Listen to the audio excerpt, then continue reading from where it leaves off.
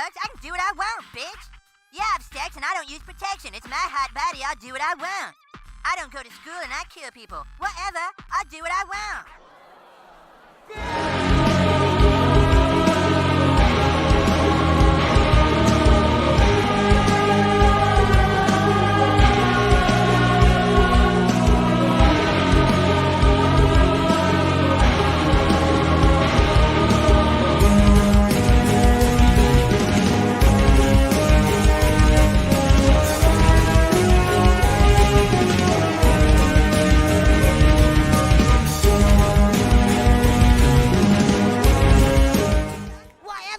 Do what I want. Oh. Nothing to worry about. Nothing at all. Nothing to worry about. Nothing to worry about. Everything is fine.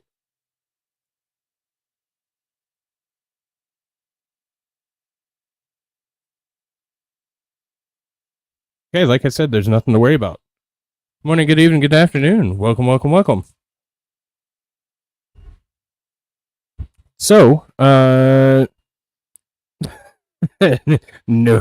there's not. I'm just, I'm just here. Hope everybody's doing well. Tonight we're going to go over a couple different things. We're going to go over what in the hell is going on, part 2, because something's going on, and brought receipts. Jason said that, Doomsday plane going to the East Coast would have spelled bad news. Well, it just left Sacramento a couple hours ago, and it is currently over Illinois. It's going east. Also, we have some other things going on, and we're going to pick up on where we left off in Command and Control last night. So we're gonna we're going to go through Command and Control and get into all that. So you know what to look for and what means that we're probably in trouble. Man bun, I asked you, I sent you a message and you didn't get back to me, so I figured silence was consent. Isn't that how it goes? My apologies. Shit, where's my chat? What's up, tits? Dog mama, hello, hello. Bobby, hello.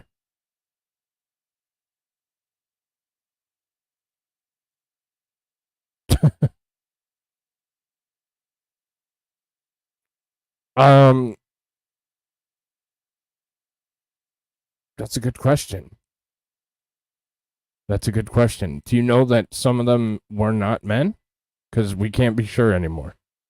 They could have been. Plus, I started the show with me, so that's all you should need, right?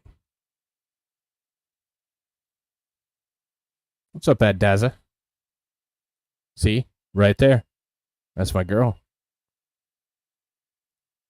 Which one of these faces here? See ground.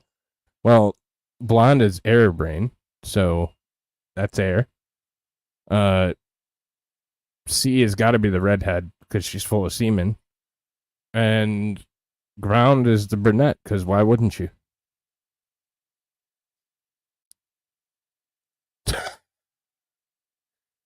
We were close. We were close. Yes. I know. But you don't know that there's diversity. There could be she-ness. Not one. No comment. I did see what you sent me. And that's interesting. I want to put it together with some other stuff and maybe make a show out of it. So it wasn't a dream that we had before. That was an encounter. Maybe. Hey, Shanny. Hope you're doing well. What is the Doomsday plane? We'll get into that, Fast Group. We'll get into that this evening. Maybe. What did I break? I'm printing something and my Ghetto Fabulous system for holding the spool that's way too heavy just snapped and broke a whole spool of filament. It's beautiful. Damn, that sucks. That's true. Hole in the heartbeat. Heartbeat is optional. It's been an exceptionally weird day. We're going to talk about it. No, I listened to it for sure. I want to put it together with some other stuff about that whole topic. So I appreciate it, sir. And we will definitely go over it. All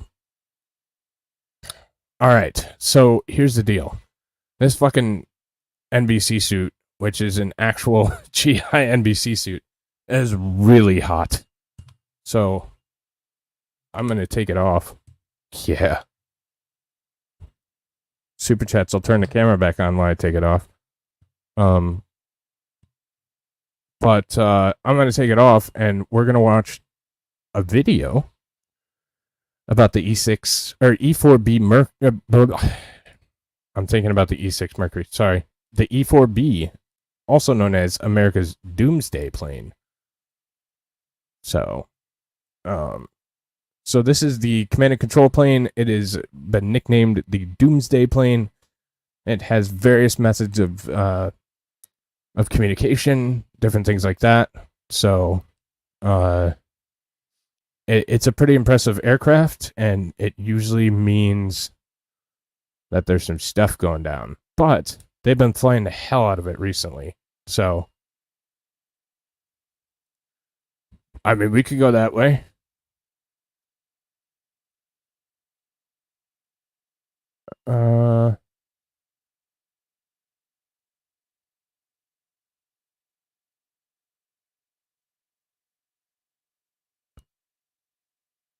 See, it did work. It did work.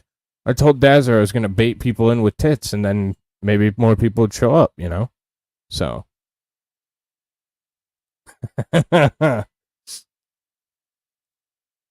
Yes. This is so hot. So hot.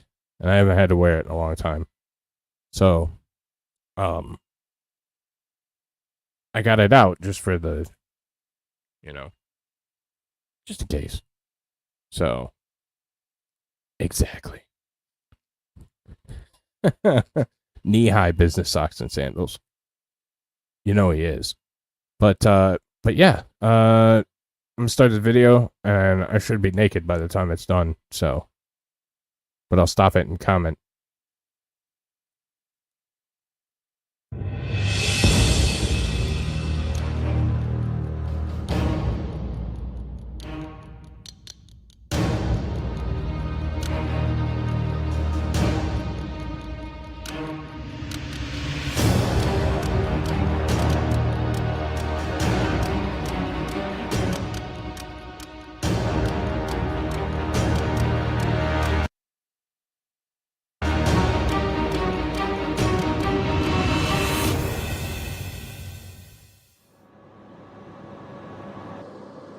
That National Airborne Command Operations Center (NAOC) is a key component of the National Military Command System for the President, the Secretary of Defense, and the Joint Chiefs of Staff. It was created so that in the event of a national emergency or an unthinkable scenario such as a nuclear war, it couldn't be taken out by the enemy. The reason is that this center isn't a place, it is a flying command post that could continue to operate even if ground command control centers were destroyed. The E-4B Advanced Airborne Command Center, fittingly known as the Doomsday Plane, is a militarized version of the Boeing 747-200, a four-engine, swept-wing, long-range high-altitude airplane that is capable of refueling in flight. The E-4 took over the mission of the EC-135 Flying Command Post aircraft in 1974, and by the mid-1980s all had been updated to the B models. All E-4B aircraft are assigned to the 595th Command and Control Group at the Offutt Air Force Base, Nebraska, which is aligned under the 8th Air Force. The aircraft carry 13 external communications systems and are designed for missions lasting 72 hours. As Defense Blog reported, at least one plane is always on 24-hour alert, 7 days a week with a global watch team at one of many selected bases throughout the world. The NAOC operations team is made up of joint personnel including airmen, soldiers, sailors, and Marines with a variety of specialties. Each of the aircraft are protected against the effects of electromagnetic pulse and feature electrical systems designed to support advanced electronics as well as a wide variety of communications equipment. There are also nuclear and thermal effects shielding, which can protect the aircraft in a true doomsday scenario. However, the doomsday planes aren't invincible as the Drive reported. A tornado that hit Offutt Air Force Base in 2017, which left only one of the Air Force's E-4Bs operational for 3 months. The EF-1 tornado caused $20 million damage to the base and aircraft, including more than $8 million to repair 2 of the E-4Bs that had been at the base at the time. Fortunately, one of the other aircraft was undergoing an overhaul at its depot in San Antonio, Texas, but that still left the Air Force with just a single E-4B. Despite the fact that the Nebraska Air Base is home to the 4 aircraft, and is in Tornado Alley, there isn't actually a hangar large enough to fully shield the aircraft from such a storm. Yet, moving the aircraft requires time and planning, which can be far from practical. While the Air Force did a tremendous job of getting the damaged aircraft back in the air as quickly as possible, this highlighted the need to potentially replace the aging E-4Bs with a more modern plane. To put that into perspective, Air New Zealand's 747-200s, which they first flew in 1981, were retired from the airline's fleet in 2000 at the age of 19 years. AI voice. The E-4B is still flying at the ripe old age of 45 years. The Boeing E-4 was built to be a mobile command post for the President of the United States, even in the event of a nuclear war. It's designed to withstand the electromagnetic pulse of a nuclear explosion and remain completely intact. Because of this, it becomes known as the Doomsday Plane. On top of being essentially a flying bunker for the U.S. President, the aircraft is also part of the massive, behind-the-scenes contingency. Okay, so they're... yeah. It very well could be. I know the E-4 has been called the Doomsday Plane for a very long time. I would hope that it's... I would hope that it's some kind of distraction or disinformation to try and keep you away from the real one. But with the current state of our military, who the hell knows? So... I know. Some people just, yeah. Contingency planning that goes into any presidential visit.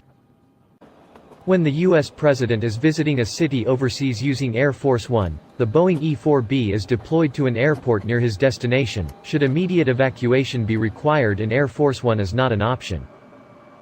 There are only 4 of these aircraft used by the United States as part of a Night Watch program. Alright, I can't do the voice anymore. I thought I could do it. You'll have to deal with my voice instead. So, U.S. Air Force Global Strike Command. So, you guys saw the E-4B in the pictures. This is what it looks like. It's a modified Boeing aircraft. It has several radar suites, various countermeasures. So there's the upward tech, so there's the newer, more advanced tech, and they also have low tech options in case of something like a EMP, where they can still communicate effectively without compromise because of some kind of event. So the E-4B serves as the National Airborne Operations Center and is a key component of the National Military Command System for the President, the Secretary of Defense, and the Joint Chiefs of Staff. In case of national emergency or destruction of ground command and control centers, the aircraft provides a highly survivable command, control, and comm center to direct U.S. forces, execute emergency orders, and coordinate actions by civil authorities. It would. That's accurate. Hang on one sec.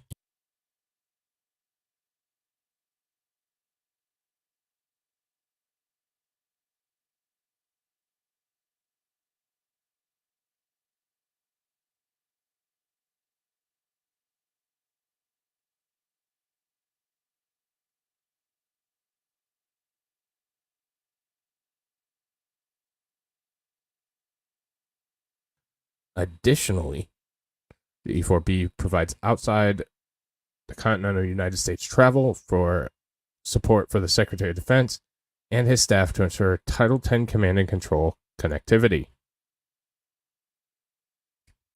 Features the E-4B, a militarized version of Boeing 747-200, is a 4-engine swept-wing, long-range, high-altitude airplane capable of refueling in flight. The main deck is divided into 6 functional areas: a command work area, conference room, briefing room, and operations team work area, communications area, and rest area. An E-4B may include seating for up to 112 people. But they're never going to have that many on there because there's not that much staff that's worth it. Including a joint service operation teams, Air Force flight crew, maintenance and security component, communication team, and selected augmentees. So this can do just about anything. The E-4B is protected against the effects of EMP, or electromagnetic pulse, and has an electrical system designed to support advanced electronics and a wide variety of communications equipment. An advanced satellite communication system provides worldwide communication for senior leaders through Airborne Operations Center. Other improvements include nuclear and thermal effect shielding, acoustic control, and improved technical control facility, and an upgraded air conditioning system for cooling electrical components. To provide direct support to the President, SecDef, or JCS, at least one E-4B NAOC is always on 24-hour alert, 7 days a week, with a global watch team at one of the many selected bases in the world. Air Force One and CNC planes are capable of in-air refueling. Are those KC-135s EMP proof? No. They may be at this point. When I served, 135s were not. So, top secret.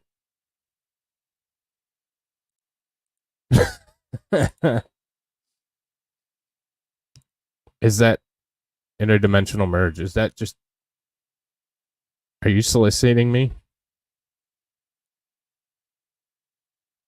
In addition to its national and NC2 mission, the E-4B provides support to Federal Emergency Management Agency, or the good old FEMA.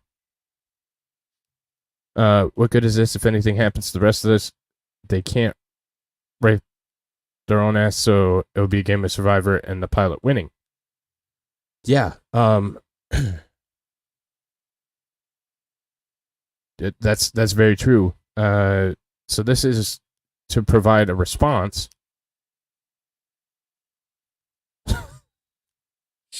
That's a this is the response that's supposed to keep our government continuity command, and be able to retaliate with nuclear strikes as they see fit. Air Force Global Strike Command is the Air Force single resource manager for the E-4B and provides aircrew maintenance, security, and communication support. E-4B operations are directed by JCS and executed through the U.S. Strategic Command, or U.S. STRATCOM. What's up, DZ? Also provides personnel for Joint Airborne Operations Center battle staff. The E-4B evolved from the E-4A, which had been in service since late 1974. The first B model was delivered to the Air Force in January 1980. And by 1985, all aircraft were converted to B models. All E-4B aircraft are assigned to the 595th Command and Control Group at Offutt Air Force Base, Nebraska. We saw a couple leave from there today. The 595th CACG aligned under 8th Air Force, October 1st, 2016. So here's some characteristics from the Air Force. Primary function is Airborne Ops Center. The builder is Boeing. 4 GE CF6 50E2 turbofans, 52,000 pounds of thrust, 231 feet with a wingspan of 195, 63 feet in height. Max takeoff weight is close to 1 million pounds, 800,000. Unrefueled, it has an endurance of 12 hours of flight. Sailing above 30,000, and they usually fly at 40 to 45,000 feet from what we've seen. Unit costs $223.2 million. Up to 112 crew. Like I said, they never have that much. Inventory is active Air Force, or active Force 4, Air National Guard 0, and Reserve 0. So that's a little bit about the E4B. So why is the E4B important? Well, one, we've been seeing a hell of a lot of them. A lot of them. That are in service around the United States. At various times for various reasons. Why is it not? Oh, it's not showing me a trail now. So, it's not showing a trail or anything, but this is our plane right here, just west of Springfield, Missouri. It came out of Colorado, which is interesting because we've had one hell of a day in Colorado Springs. What else do we have around here? Another thing that we've noticed today is there's been an unrealistic amount of KC-135 aircraft in the air. So the fighters have to be insane today, because that's usually a sign of fighters, is when you see, that's a C5 again. Oh, I was going to get to this later. There's only 4 of them. Yes. They're incredibly expensive to fly. They take a lot of maintenance hours. A couple things that I want to hit too, while we're tying this back to real life. One, you can see that right now we have some B-52s that just took off from Louisiana. I still believe that they're refueling. I don't know why it flew over to Houston and back. There have been some weird patterns that we'll get to later, and that I got to in my show earlier. So, let's see, 5s. The reason I've been concerned is I've never seen more planes up than I did the entire day today. Between myself, Cheese, Dazzer, we've been tracking the hell out of them all day. And there's been a lot of shadiness going on. Couple points of real concern have been Lake Ontario, and I'll show you. This is from my show earlier. Shit, forgot I gotta share first. This is a C-130. C-130 is a transport aircraft. They're not. Oh, perfect. We're going back there now.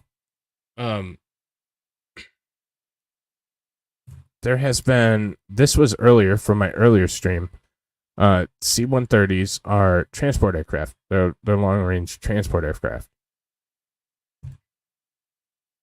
I'm using ADS-B Exchange, and they show a good portion of them. Because of my knowledge with information, I don't want to use anything that might get me in trouble, if you know what I'm saying.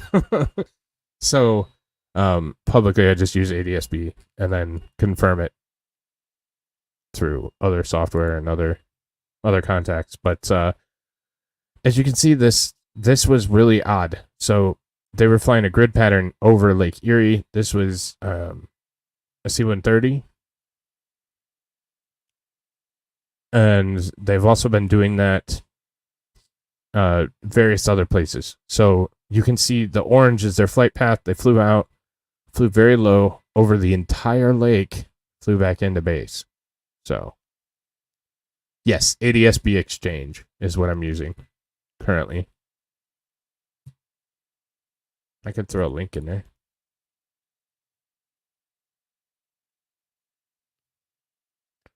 It's been decent. It doesn't, if transponder's on and it's trackable, it's showing it. If it's not, then we got to go elsewhere. But there are different things that we can use as different information. But it wasn't listed as a gunship. It was listed as transport, heavy transport. C-130 would be your last choice for running a grid pattern to look for something. It'd be my last choice. I wouldn't fucking deploy it. So another thing that we've had a bunch of these P8 Poseidons. P8s are sub hunters. They go out and run routes, look for. No, it was definitely a C-130. You can see it's really fucking small, but Lockheed Martin C-130 Super Hercules, C-130J, and that's that gray plane. So that's why we can see its track. So it flew about 500 feet off the ground and covered only the actual lake. So it covered the entire lake in a grid pattern and then returned to base. So,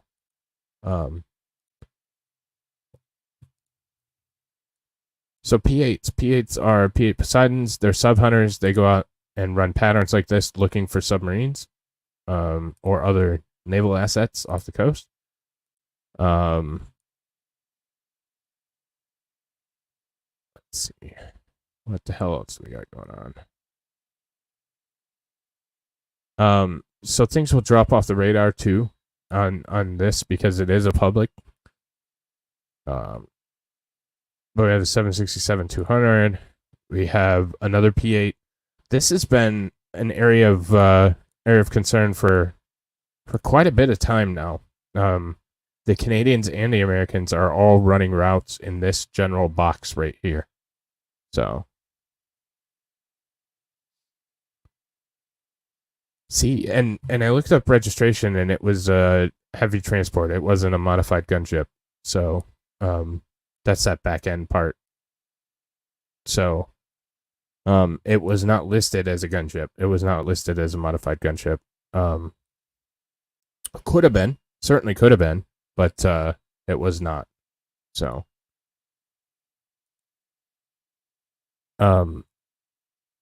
plus it would be weird that they were looking for subs in inland.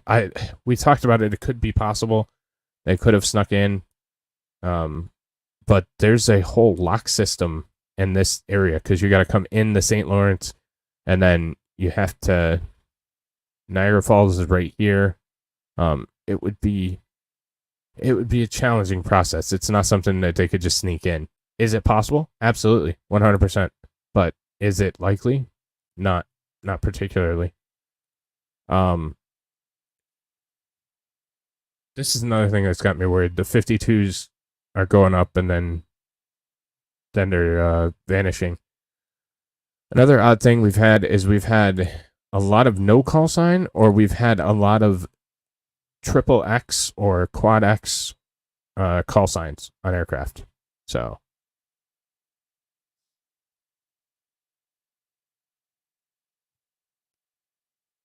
no, the Edmund Fitzgerald is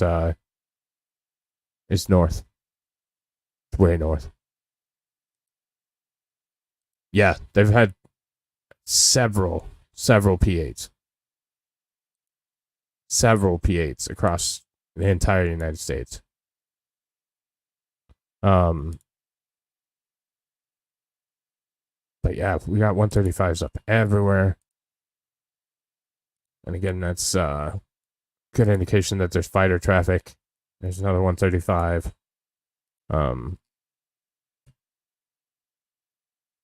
So another inconsistency, and then we'll get more to the command and control aspect of things. So another inconsistency that we've seen is there's been a lot of equipment coming back stateside. We watched at least a dozen planes come in from over the drink back to the United States. All heavies. So seems that they're moving something, and we haven't seen anything going out the other way. This, I believe, is Coast Guard, because we were looking at it. Dazer actually brought it up. There was a volcano that went off up here. No, these are Canadian, U.S. military, and a Black Hawk. So there is a volcano that went on up there. Could possibly be. I don't know. And Hawaii looks. I mean, that's pretty normal for Hawaii. The traffic was probably the highest I've ever seen it, and we're still on the high side for a random Wednesday night. So there are a lot of aircraft up. You'll see a lot of nope, those are Blackhawks now. There were trainers up, but you should see them starting to dissipate. Yeah, there's quite a few trainers down here with Corpus Christi. But we have another C5. So that's kind of what's going on in their skies. We're gonna get to. It could be. It's just been. We watched the hell out of it, and it's been pretty impressive today. There's been quite a bit, so that's always the concern. So these are a couple that I took earlier. So this is a E6, which is also an airborne command plane. Not the Doomsday plane, but I was concerned because we have one E6 going north. I also said in my earlier show when this E6 was leaving Lincoln, that if we saw it flying over the Montana, the Dakotas, and Wyoming, that might be a sign of bad things to do. That's true. That's very true. Huh.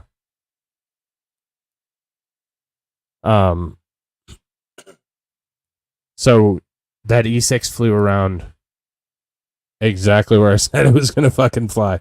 So we went up over Wyoming, over Montana, over the Dakotas, and then it looped and it did the same thing again and again. So this is where all our Minuteman III missiles are, our nuclear missiles, from CNC, or from the Triad that we covered last Tuesday. They are. What's up, Josh Chandler? And there's your E6 coming across earlier, leaving Sacramento, and it's coming across. I thought it was going to land in Colorado because I didn't screen cap that one. But there were, I forget, probably there were easily double-digit C-130s coming into Colorado Springs. So that's what I'm saying. Oh, I know. That's a great arrow, too. So there were a ton of aircraft. And maybe, let me check Discord, because I might have saved them over there.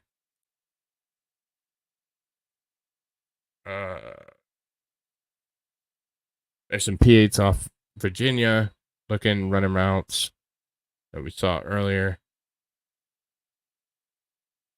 There's a couple E3s that also went in that direction.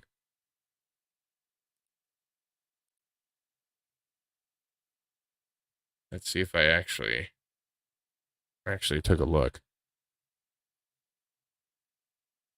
No, of course I didn't. Well, fuck me. There was a lot going on today. But yeah, so that's some of the things that are going on in our skies. It's been abnormally heavy today. Abnormally heavy today. And a lot of inconsistent things where it raises an eyebrow or two. So Sorry,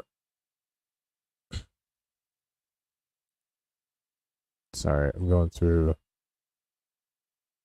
That's that one. Okay, we already did E4.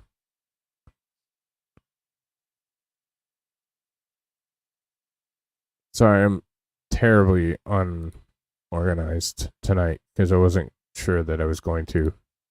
And then, yeah, fuck it. Let's go there.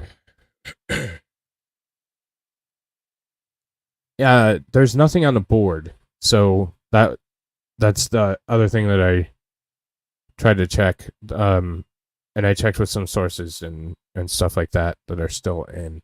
And there was no nationwide coordinated efforts that I saw. And normally you'll see some AWACS, you'll see some different birds up. Shit, I dropped it again. But for whatever reason, there was an extraordinary amount of 135s up all day, which indicates fighters. Now we're seeing those B-52s leaving out of New Orleans. So, they're going into Colorado Springs. There were probably about 20 that were small, going intermittent between the C-130s. So, significant number of them. There was actually a Qatari C-130 that landed out there in Colorado Springs. There was I'm trying to remember, but there were a couple of international partners out there as well. So there was a Sentry. There was a Sentry up earlier.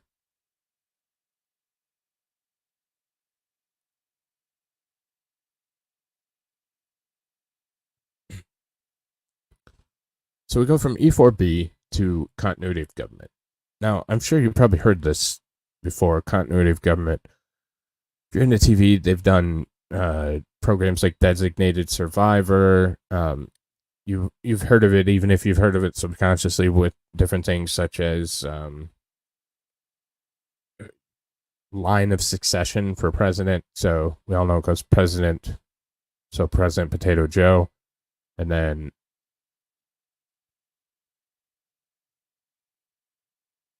no, but we'll get into that. I'll pin your comment and I'll come back to that, I promise.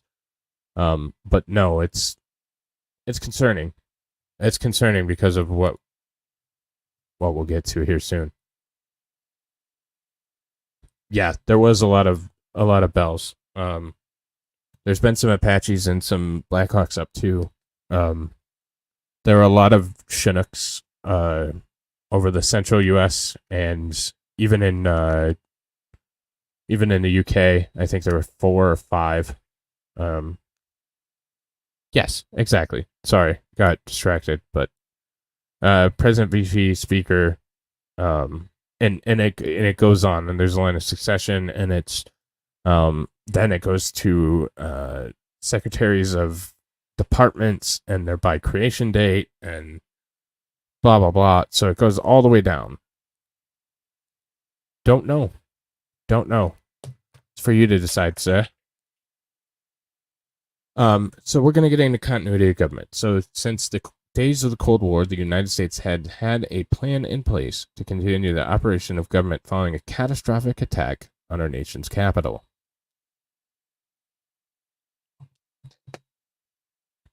There is a ton of bullshit happening. What's up, Late Rain?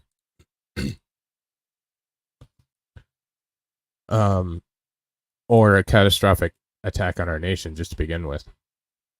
The president is potato, the VP is a cackling moron, and there's no speaker. True. The 2007 National Security Presidential Directive 51 directs a geographic dispersion of leadership, staff, and infrastructure in order to maintain the functions of the United States government in the event the nation's capital is decapitated by a T attack. Oh, I know. I loved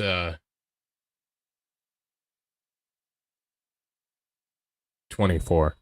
That's like one of the only shows I've ever watched was 24, and I love me some Jack. Kiefer Sutherland. I know he's a lefty. Let me have this one, guys. I don't watch any movies. Buried deep within the 102-page National Continuity Plan is a strategy for the mass evacuation and relocation of every federal government agency, including the White House and the military, in response to an exceptional catastrophic event within the national capital region. Each agency is required to have a detailed continuity of operations plan, COOP, in place.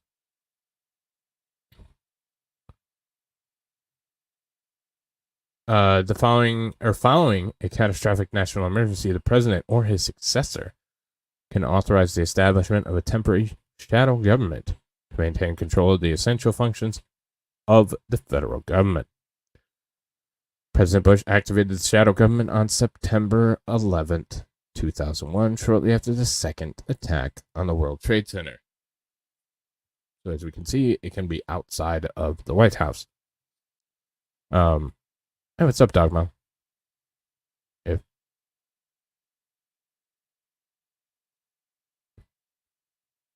You're putting together a new office chair. What the hell? That's a man's job. Every federal agency has a designated key individual to be part of an emergency relocation group.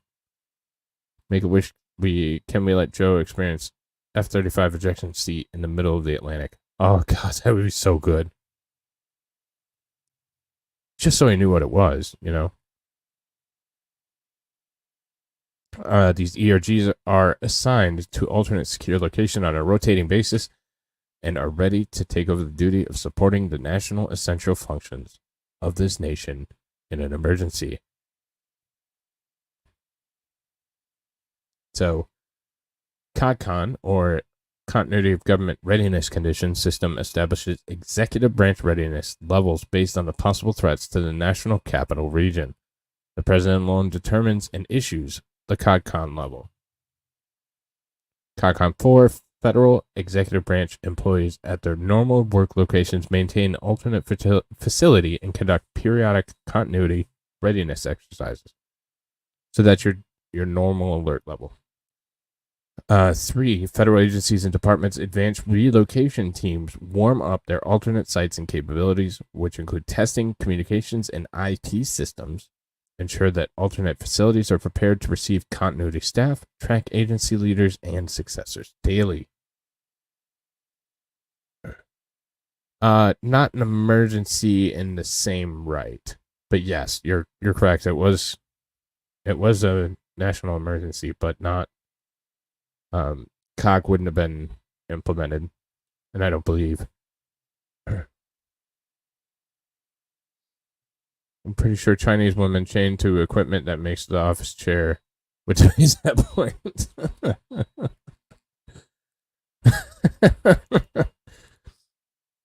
I mean, who the hell knows? Maybe it wasn't deactivated after September 11th. We can trace a lot of our problems back to that date. So there's the conspiracy for you. COGCON 2, deployment of 50 to 75% of emergency relocation group continuity staff to alternate locations. Establish their ability to conduct operations and prepare to perform their organization's essential functions in the event of a catastrophic emergency. This is all written on paper. The feds will use whatever they want, whenever they want, for any reason whatsoever. Absolutely. If I had to guess,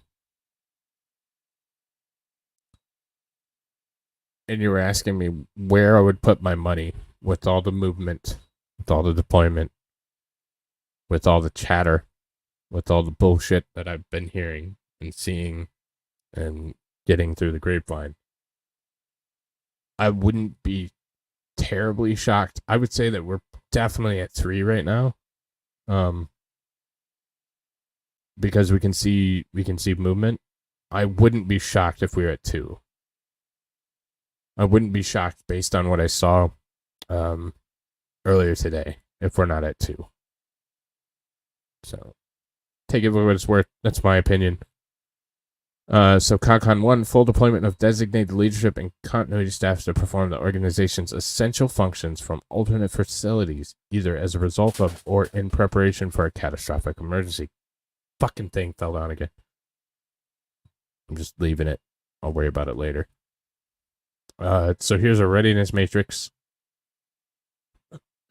When the president directs a CONCON change, all executive departments and agencies are notified. Nuclear tensions with Russia. White House Military Office Director notifies Presidential Emergency Operations Center located in bunker under East Wing.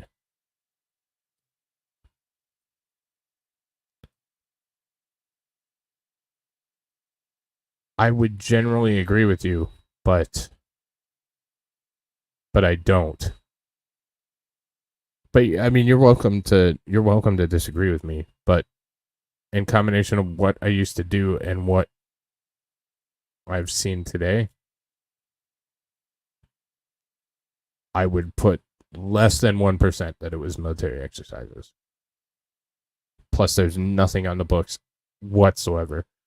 Usually training or exercise or stuff like that, they will make public in some way, shape, or form, and there's nothing today. So they wouldn't tell you shit. They'll tell you anything.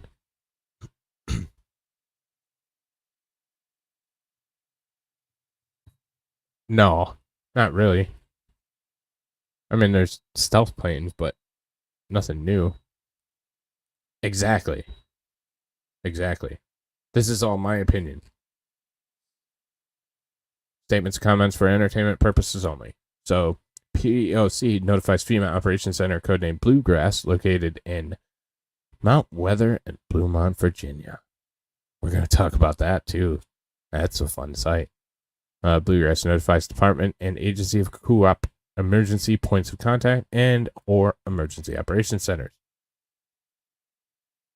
So, these are national essential functions. Continuity Policy Implementation Plan identifies 8 national functions for which represent the overarching responsibilities of the federal government during a crisis. Is Putin just not supposed to know the web address? Yes.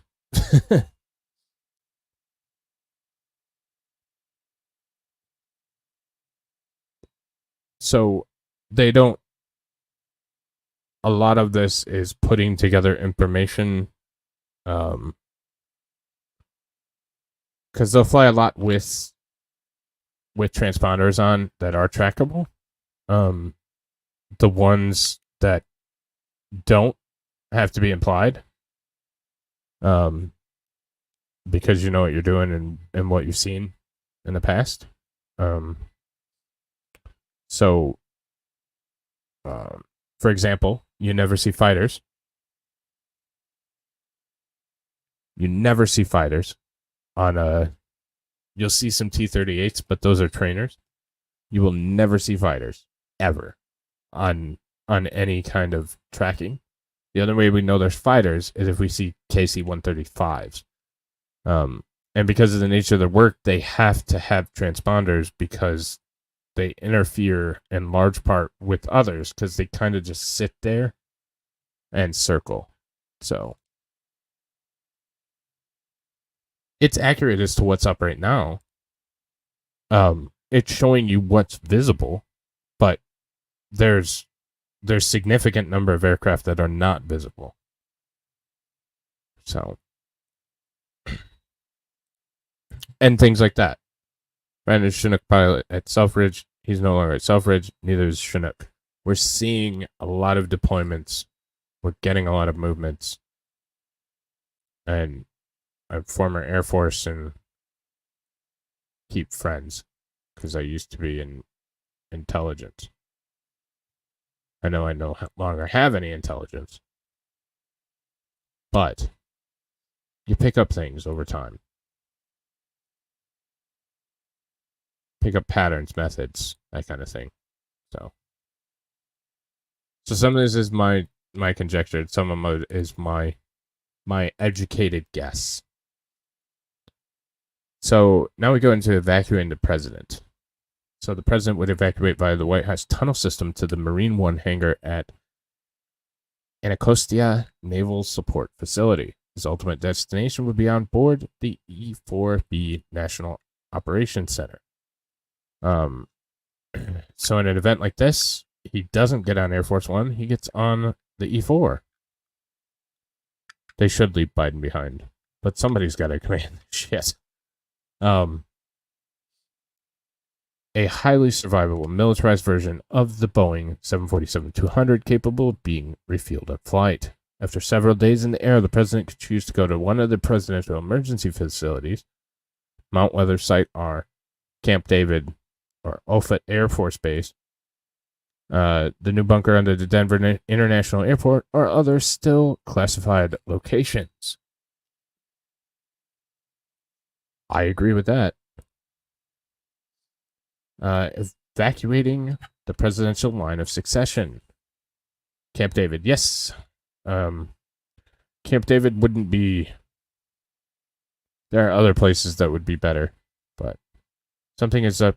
I just checked we've redeployed our southern barracks, almost 1,000 troops on the move as of last week. Was supposed to take a few months to a year. I'm telling you, I can say with absolute fucking certainty that something is going on. And it's more than training.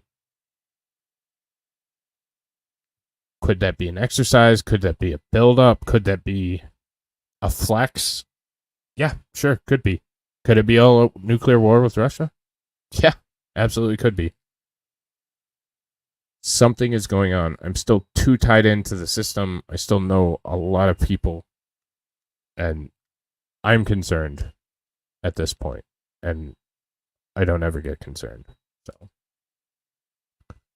the U.S. Northern Command, NORTHCOM, is responsible for evacuating government officials under the guidance of Classified Concept of Operations Plan, CONPLAN 3600, emergency preparedness in the capital region.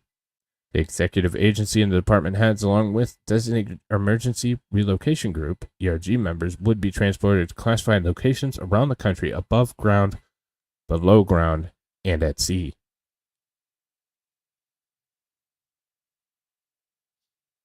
Exactly. And it's not just today. This has been 10 days, 2 weeks, somewhere in that general time frame. And I watch it every day. No, when you're moving that many people that quickly, people are gonna know. People like me that kind of know, but people like me that can put it together can see, holy shit, they're moving C-130s across the country from the center of the United States to coast all day, nonstop. That's not coincidence. That's not training. So. Waterbrain increasing tension with Russia while simultaneously trying to disarm U.S. citizens. Yes.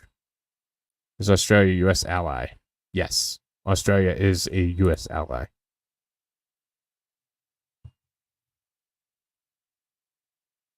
I think it would be really stupid to show how your planes travel at all times on a webpage and always follow the written rules about air warfare tactics.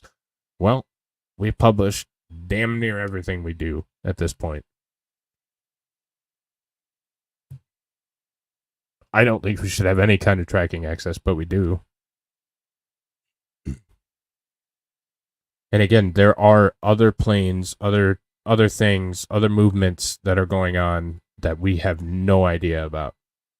We have no fucking clue are up.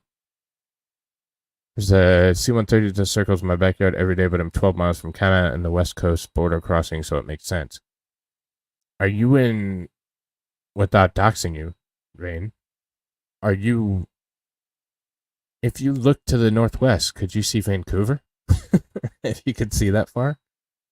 There was published stuff they don't mind us seeing, I believe. Well, I think they publish the least amount possible. Because again, people are going to get it, things are going to get out, and people are going to be able to piece these things together. Exactly. That's the other point. Like, myself, Cheese, D's, I don't know, some other name that rhymes with those, that watch this stuff and know what the hell's going on. But unless somebody told you what was going on, you'd have no idea. You'd click on a plane and be like, shit, I don't know. It's a plane. It's pretty. The best part is they have other ways of tracking, so it does not mean a whole lot. Exactly. That's the other thing. Russia, our adversaries, Russia, China, even some of the underdeveloped countries will be tracking the same damn plane. So how much do you want to go through to hide it? Because they're going to be able to track it, and they know a hell of a lot more than I do. That's why they have extensive satellite networks and aircraft and recon and spies and so on and so forth.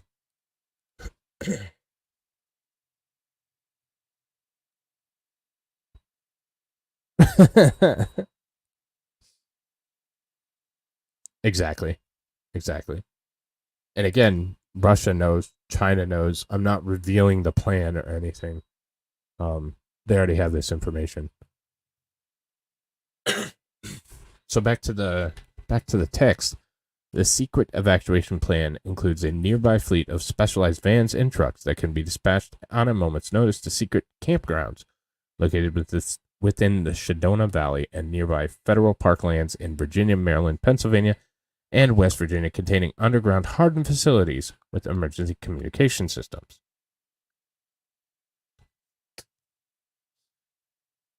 Very true. Take this, for example. I know a hell of a lot more than I'm putting out on this broadcast. So I'm also selective about what's coming out. So I know a hell of a lot more than I'm translating to you guys.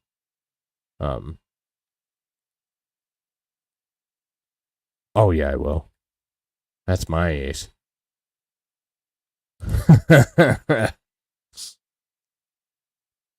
Alright, so an emergency action alert sent by the FEMA, Alternate National Warning Center, and only would direct the first helicopter squadron from Andrews Air Force Base to the Capitol to evacuate the top congressional leaders to the Mount Weather Emergency Operations Center. Like I said, we'll get there. Oh shit, I meant Deez doesn't know shit. Deez doesn't even know how to spell his own name.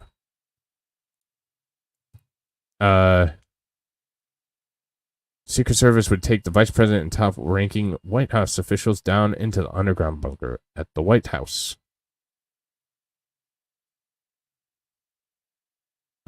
So, for example, it says secret C20C. We can see these. Yes, dear. What happened?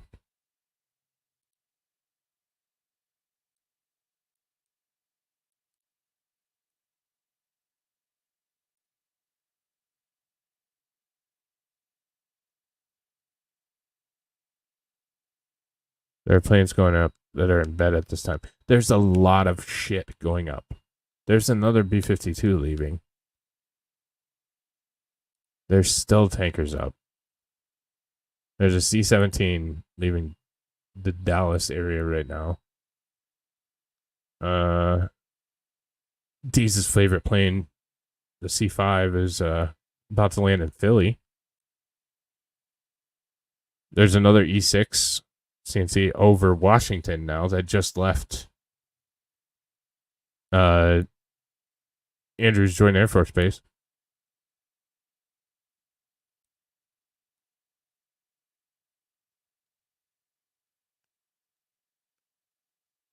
And it's going out over the ocean. R-135. There's been an R-135 up all day over Iowa.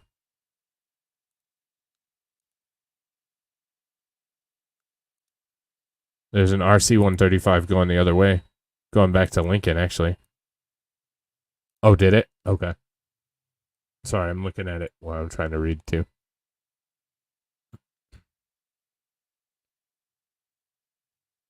Exactly. It's the Spider-Man meme in real life. Vegas Fed. Give me one quick second. Hang on. I'll be right back. Apologize. You know what? Fuck it. Hang on. Well, I think I got another video. I can't jump that far ahead. All right, you're just gonna have to wait.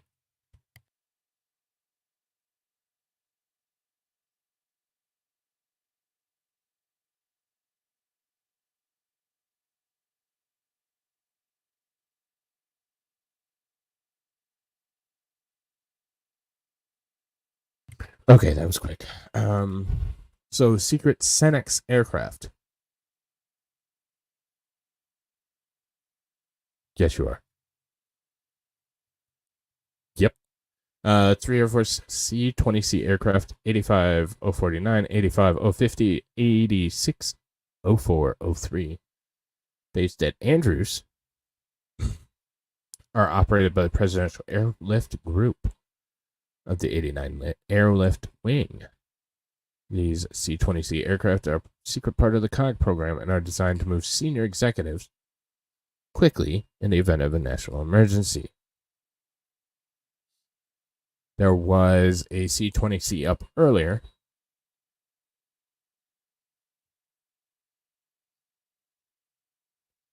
So, yes, the one flew across earlier. Guess where it landed?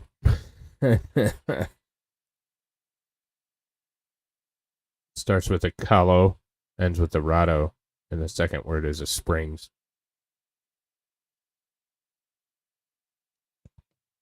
All right. So here are our sites. Again, keep in mind these are the published sites. There will be other sites that they will. Yes, Fort Carson. Yep. There are other sites that will be classified and we won't have access to.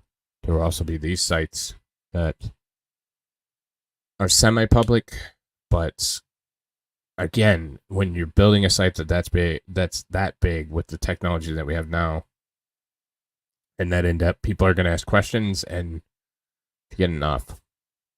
I once flew over the Cuckoo's Nest. Does that count? I think we've all flown over the Cuckoo's Nest, and if not, you should get a round trip ticket because that's a great flight. Site R, also known as Raven Rock Mountain Complex, is located 6 miles north of Camp David and serves as an alternate national military command center. The deep underground facility can fully support the Pentagon's mission essential functions, including nuclear command and control. Army helicopters are on standby at Davison Army Airfield to evacuate senior defense officials to the Pentagon or from the Pentagon to Site R, providing hasty access to the secret facility by allowing blue light and iron gate procedures. So we'll watch. Does this have all of them? So here's our we'll watch this Site R in 60 seconds.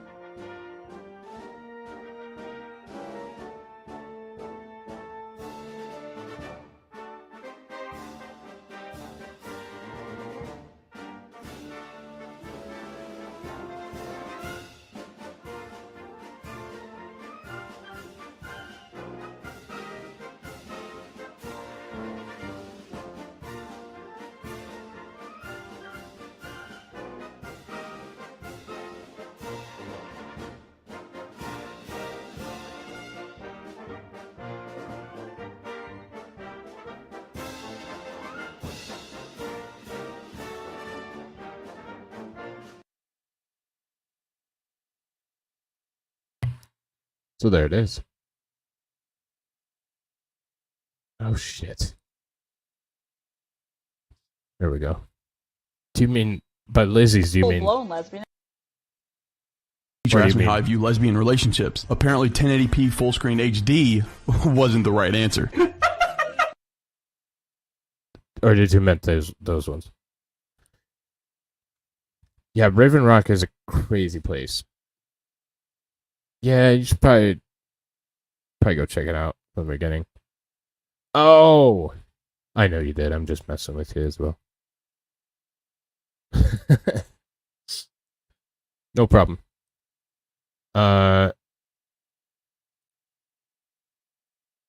Really?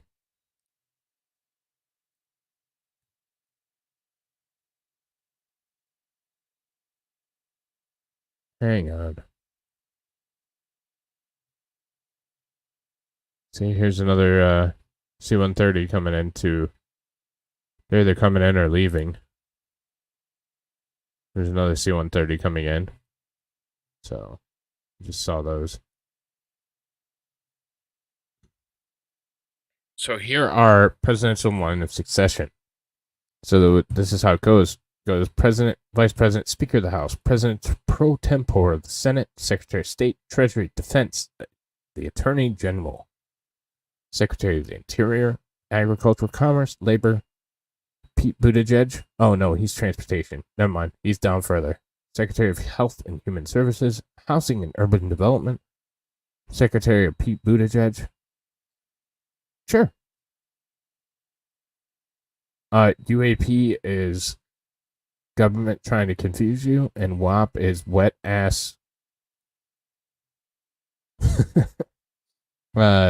Secretary of Energy. Yeah, we'll look at the board again in just a minute here.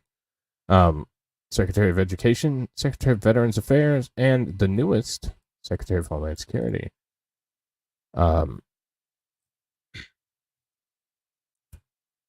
So here is Eagle Horizon. Eagle Horizon's already done. So that's not it. We have Century 23.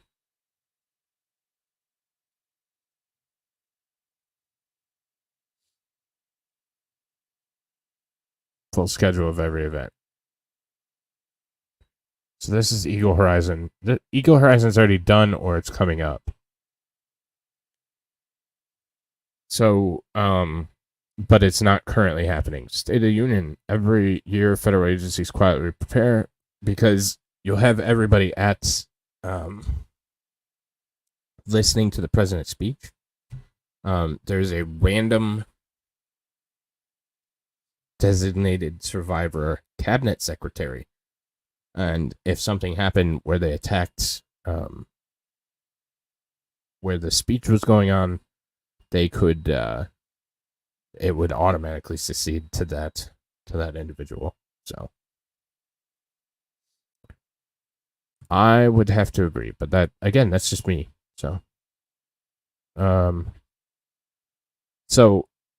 and it says right here, secretly drops from level 4 to 3 in preparation for the President's State of the Union. So even just the president giving a speech drops it to 3. So yeah, it's a great idea. The government's wonderful. So even just the president's speech drops that CODCON level 1 level to level 3. So to think with this kind of movement that we're not at 2, I think that would be kind of ignorant to think that we weren't. Here's our COP plan. So this is 2010 version. So so that's all the information right there. And here's, so I mean, if you need COOP plan or COD commission or site art entry procedures, you can even figure out how to get into Raven Rock.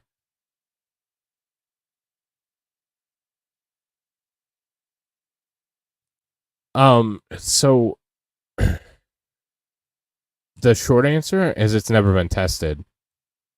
So this is the line of succession. And I know that the line of succession goes through all the secretaries of agencies. I know that for sure. Would it ever get there? No. In practicality, no, I don't think so. But and something like this, where we were hit with nuclear warheads all across, yeah, I think we could get down into these ag, commerce, or labor. But if we get I mean, shit. Honestly, if we get down to President pro tempore of the Senate, we're probably in some big trouble. So, so practically, no, it wouldn't ever get that far. But continuity goes way past what is practical. That one we already did. Nuclear technology integration. Maelstrom. Alright, so we're going to go back to ADSB. Because I believe it's genitals asked. So there's been an unusual, well, in this go round, yeah. God. Theoretically, yeah. There would be the newest cabinet secretary after Homeland. But again, practically, maybe. We'd be screwed if we ever got that far. That's also true. So generals, again, this is a really heavy board. Oh, we have a 135R up. Where's this guy going? Because he left Nebraska. And he's going across the drink. That's not good. This Nebraska, so this area, center of the country area, is really critical for everything that we have going on, and as far as nuclear.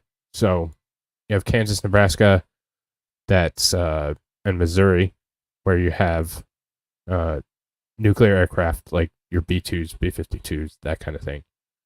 All of our nuclear warheads on our Minuteman missiles are all up here in this Montana, Wyoming, South Dakota area.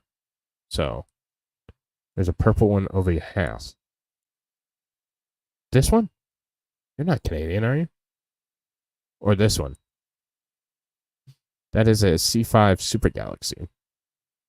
So what I was saying, there happens to be, there's something going on that's incredibly odd. So they were running routes over Lake Ontario today. That looked really odd. We're seeing a lot of C5s, a lot of movement.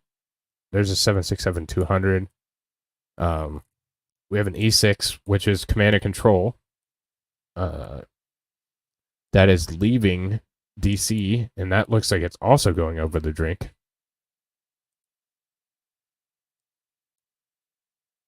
And I'm looking for one. So, what's the one in Halifax? Let me check. Oh, this one? This is a returning C-130. That's a Canadian bird. So it came from whatever this island is. Triad. It's probably a French territory or a British territory.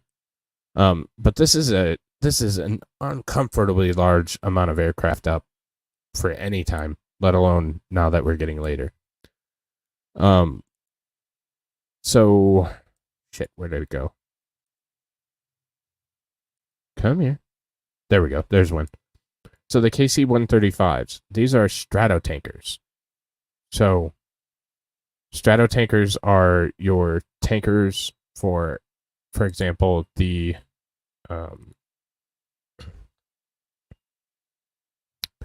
if you're feeling fighters, you refuel in air.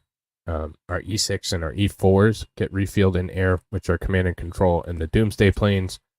B-52s, they're called the big ugly fat fucks for a reason, because they take a lot to get off the ground. They have to be immediately refueled as soon as they go up. B-52s are a bomber aircraft. ADSB exchange. Yeah, and I threw the link in there. With military filter on, yes. And again, this isn't all of the military aircraft, because some of them are flying without transponders. But this is a lot of them. We have a C-17. Also, these are concerning, and I'll get to it in a little bit here. We've had C-130s all day. We've had a lot of movement, a lot of equipment movement. Thug 22. C-17. and it's black. Why the hell is it black, cheese? Is it 40,000 plus? There's a pair of C-17s. Oh, the black one's gone. That's probably why it's black. But as you see, there's another 135. P-8 Poseidons are sub-hunters, so they look for naval and submarine units. We have a bunch of these Chinooks. We have a bunch of Blackhawks. We have a C-17 that's flying across Canada. That came from New York. So there's an abnormal amount of planes up. And there's been gray means it's on the ground. So like this one, the Canadian Airbus 310 is some kind of transport aircraft, or these are Black Hawk helicopters, and gray means they're on the ground. So see, there's another tanker running routes over Maine, so you know that there's some kind of fighter activity out there. Dirt 25 is at E6. So there's something, there's too many assets in the ground, or in the air and on the ground, that constitute concern. So light blue means around 20,000 feet. What are you? Another C-17. But several of us have been watching these pretty closely, and there's been some weird shit going on. As you can see, those E6 dropped off, so they've been flying all day, and I didn't see them come down.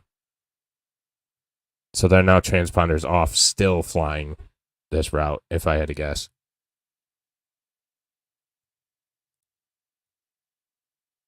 No, there's been a lot of that, so. C8. Do you mean a P8?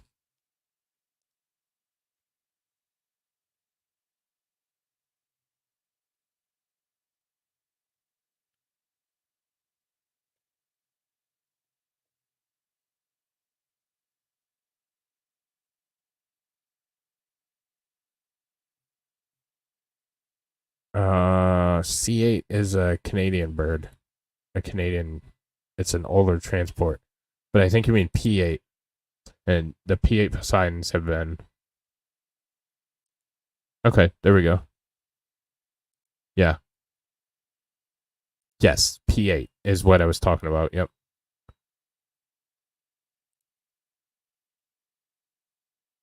Whose guess? What? Really? Huh. I did. Yeah, P8 and C5. So C5 is T's favorite plane, just so you know.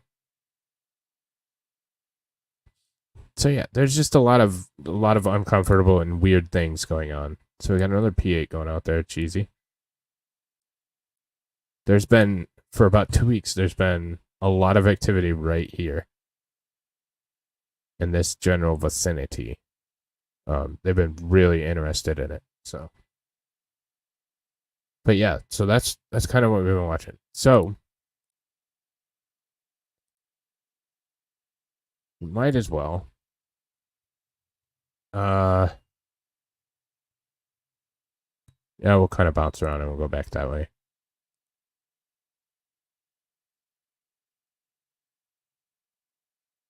I'm just making sure I don't miss anything before.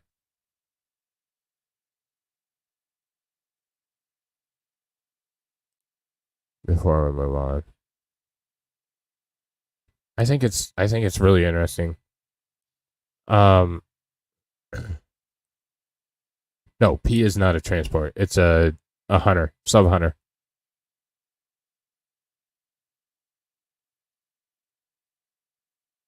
Portland uses C8 still? Okay.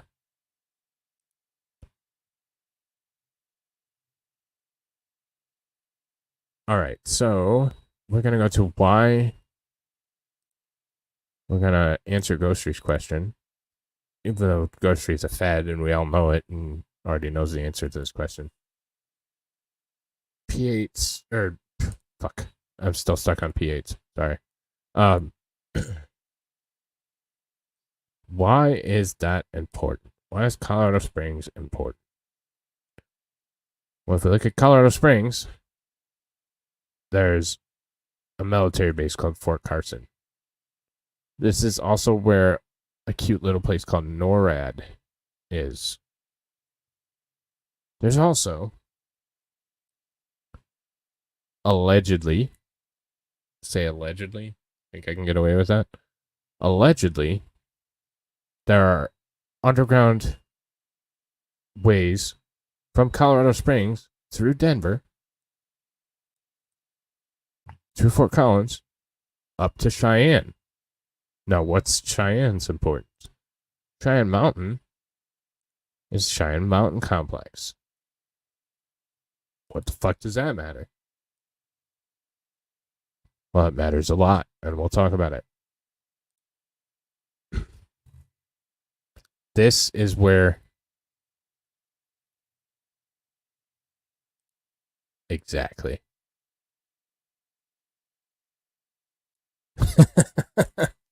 If we all disappeared quickly.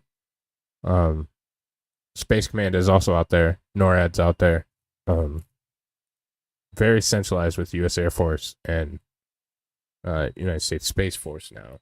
So, world's most secure building is the Cheyenne Mountain Complex. Cheyenne Mountain Complex is protected close to the public underground facility situated inside Cheyenne Mountain in the southwest corner of Colorado Springs, Colorado. The unique concept of a tough command and control center was actualized as a shield against long-range Soviet bombers at the peak of the Cold War in 1950s. Excavated by the Army Corps of Engineers, the complex became fully functional as the North American Aerospace Command, NORAD, which the acronyms never made sense because it doesn't work. Combat Operations Center on February 6, 1967. Which side of it, Fast? Because if you want to see the top side, I'll show you in a minute.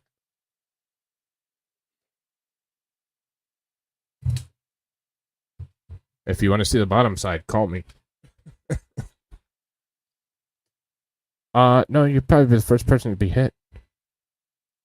India's told Canada to withdraw their diplomats. According to the Department of Defense, the complex is held and ran by the Air Force Space Command, with NORAD and the United States Northern Command, US Northcom, occupying approximately 30% of its floor space and around 5% of its day-to-day operations. Today, the facility acts as NORAD and US Northcom's alternate command center and as a staff training site. Sure, we'll go with that. What makes Cheyenne Mountain Complex one of the world's most secure buildings?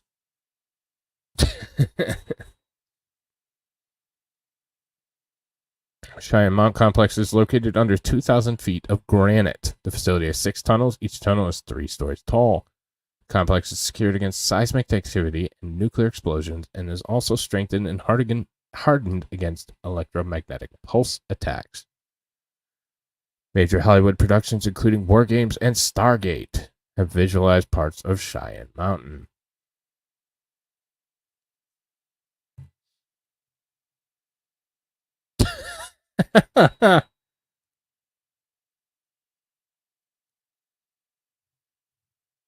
Sure.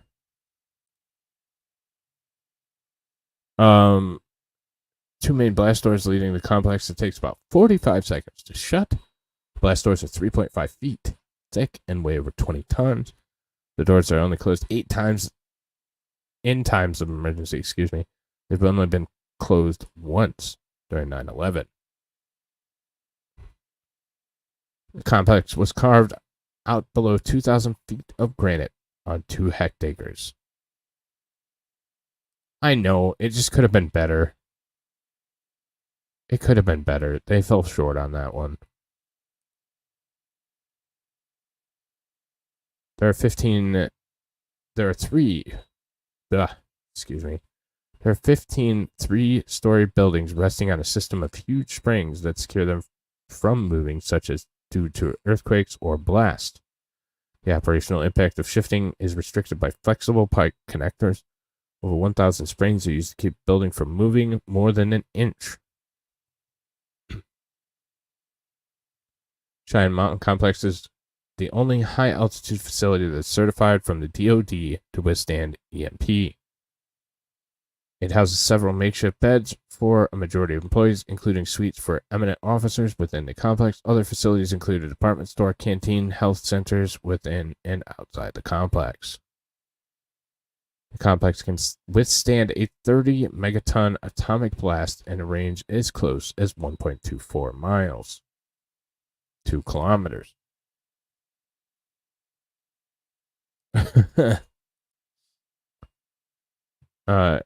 It also has a series of 25-ton blast doors. The Civil Engineering Division is protected behind an additional blast door. These doors are constructed in a way that they could easily unlocked when required. In case of an atomic explosion hits the complex, the doors can tolerate an explosion wave. The complex also has a system of explosion stopcocks with unique filters to seize aerial, biochemical, radiological, and atomic contaminants. Meaning, if shit went down, this is where you would go. It's pretty close. Reminds me of a hospital, like an old school hospital. Outside the complex, there are parking spaces, a fire station, leisure amenities, including Cheyenne Mountain State Park, picnic areas, racquetball court, softball field, and sand volleyball court, and a basketball court. The military getaway restricts NORAD road use from State Highway 115 interchange. The facility has its own power plant, heating and cooling system, and water supply.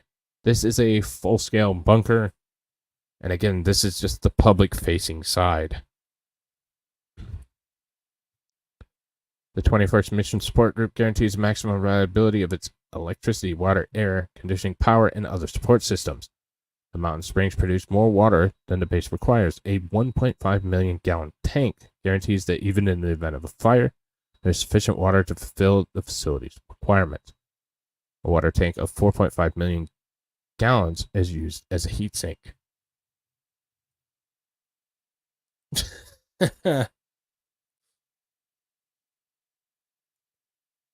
That's why I said the public-facing side.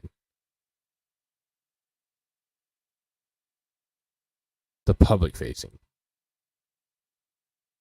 There's also a huge tank for diesel fuel and a massive battery bank with backup generators.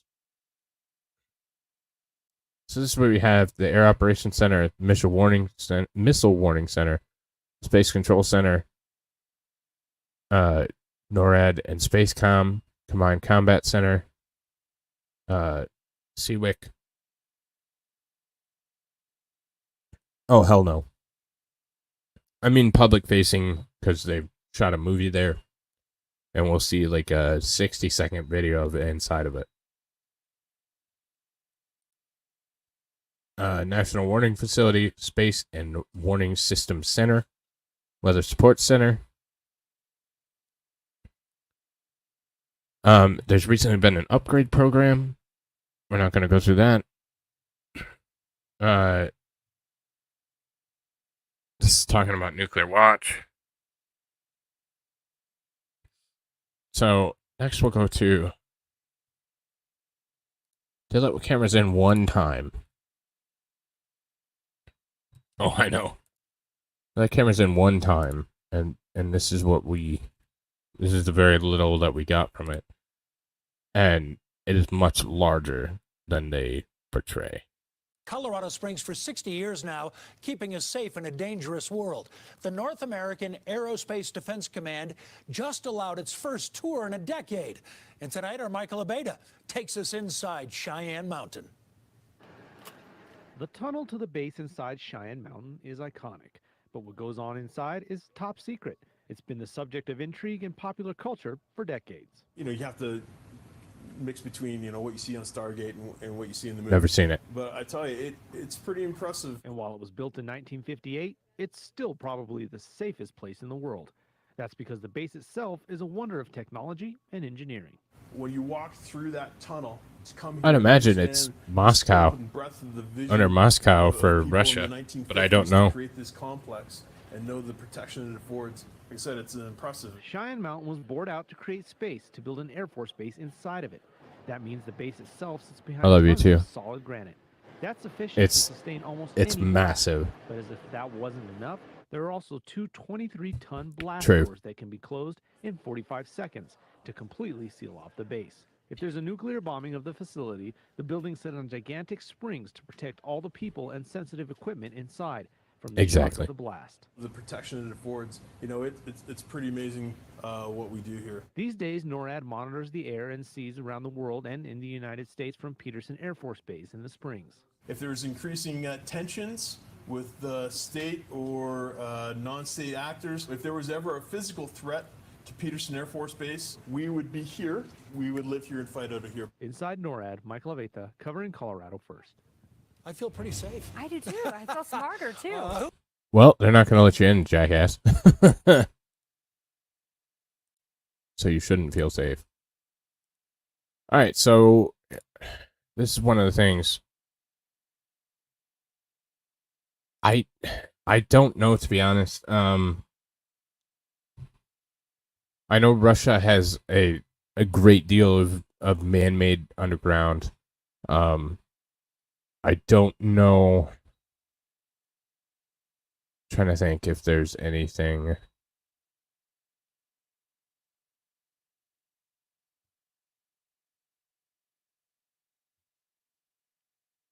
I believe Russia's is all man-made, but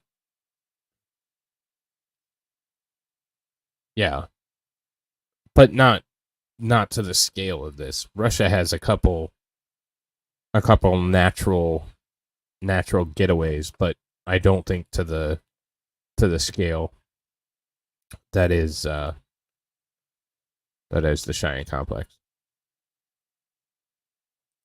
What?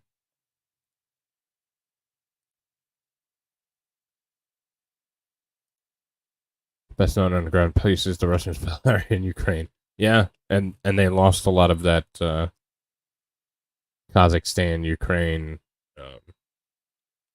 couple other various places. So that's got to be a factor as well. So, secret world of NORAD. Inside its granite fortress, the agency has protected North America for 60 years. Still stands guard. So, I'm not going to read all this, but they're in the Cheyenne Mountain complex. Oh, no. Yeah. Oh. Not to that scale. Right.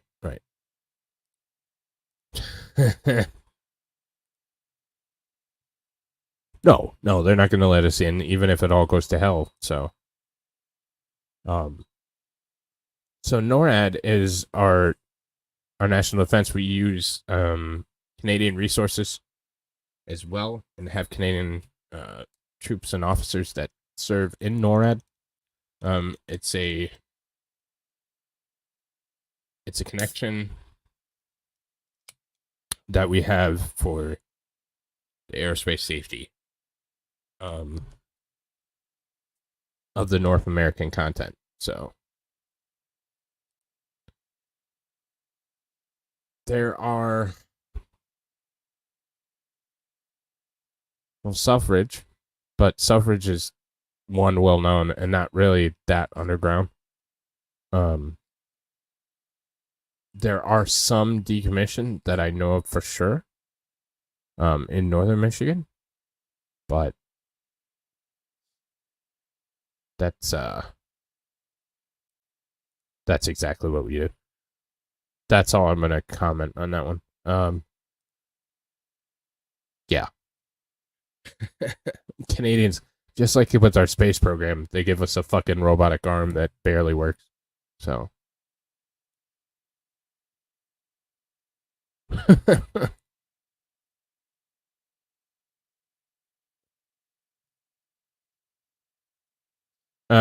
okay. So I thought this would be interesting too. So we'll go right past NORAD because yep.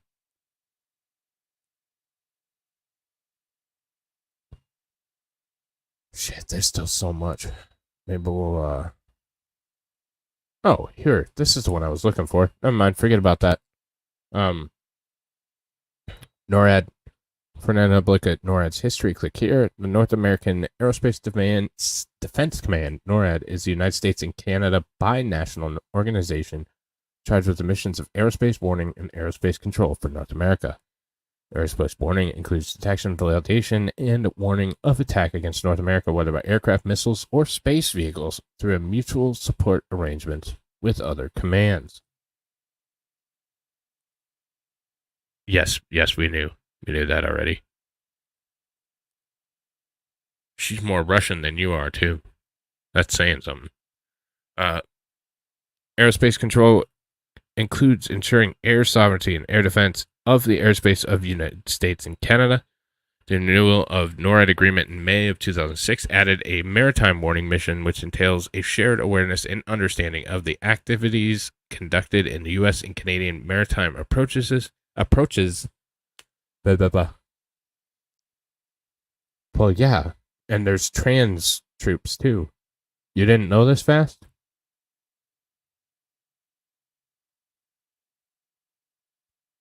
It's a fascinating base. I've been up there. I want to go in the tunnels, but they won't let me. Because they had active nukes there for a really long time. There are huge salt mines under the city of Detroit, too. Go figure. Blah, blah, blah. In close collaboration with Homeland Defense, Security, and law enforcement partners, prevent air attacks against North America, safeguard the sovereign airspaces of the United States and Canada by responding to unknown, unwanted, or unauthorized air activity by approaching and operating within these airspaces, and provide airspace and maritime warning for North America. Generally, and yes. To accomplish these critically important missions, NORAD continually adjusts its structure to meet the demands of a changing world. The commander is responsible to both the U.S. President and the Canadian Prime Minister. Just a reminder. Yes, that's definitely. Oh, if you find one, we'll go in halvesies fast. We'll go in halvesies. So I just want you guys to know who's in control of NORAD. This is one of the assholes. There's nothing our nations can't achieve if we do it together. I really mean it. So thank you all. God bless you all. Let's go lick the world. Let's get it done. And I will never apologize for standing up for an LGBTQ2+ kids' rights. So that's the commanders right now. Aerospace warning. So there are different NORAD regions. So there's ANR, Alaskan, there's Canadian, so Canner, Continental, Connor. So there's all these regional bases that report to the other base.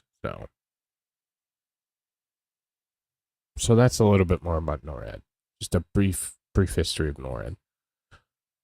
And we're already almost 2 hours in, and we're still not even gonna get to command and control. I wanted to, because we still got about weather. All right. I don't think so either. Well, get to work.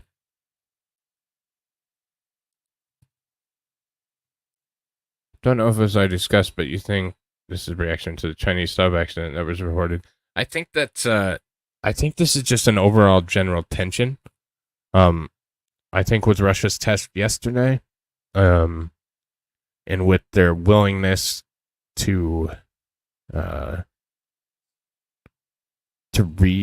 to restart nuclear testing, which they said they're going to do in the near future. I think that it's brought a lot of attention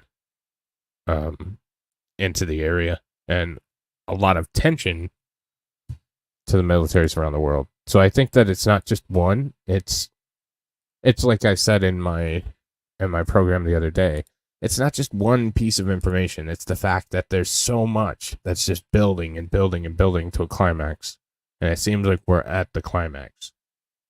Like, Nandor has the ankle grinder out. That's where we're at.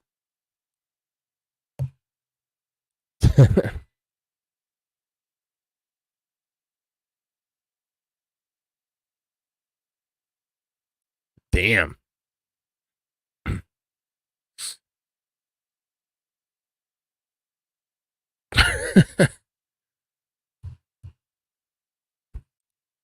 Yeah, I don't even know what we are anymore. Yeah, I think it's just a lot of tensions. I don't think it's one specific thing. I think it's many that are feeding it. So I agree, Glory. I carry the button that says you could start a nuclear war and you are just a doctor. Exactly. So there is actually a button. I agree a woman should not be, but we don't know if that's a woman or not. Like, this is 2023, Fed. You're not going to get me to start saying shit about she-nesses. And we know you do. We know you do. Let's go.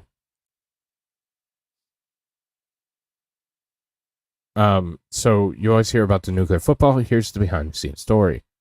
So the nuclear football is real.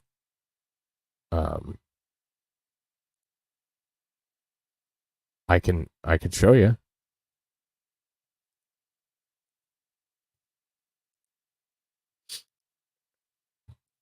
Pacific Northwest, you said? I'll look at it again. Is it the one in Canada? No, that's C-17 again. No, that's the P-8. Where's it at, Cheesy? C-17.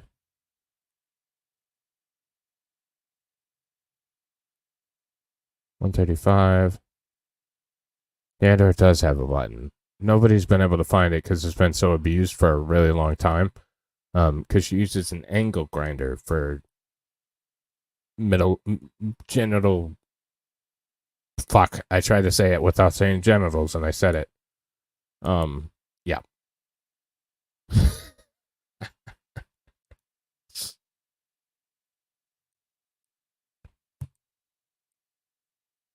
Oh, that E6. Yeah, that E6 has been weird all day.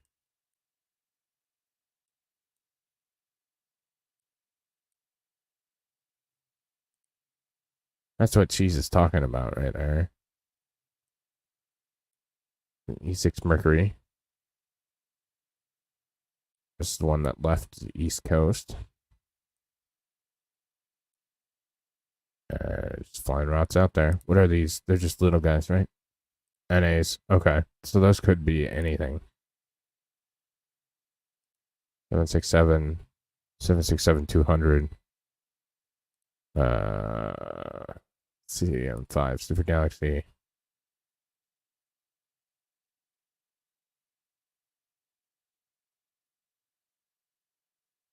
Why?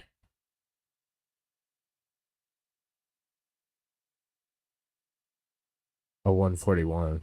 Let me look up that reg.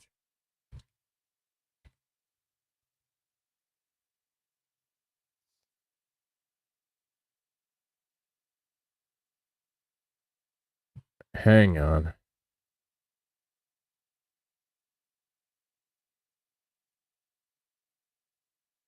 It's a VIP.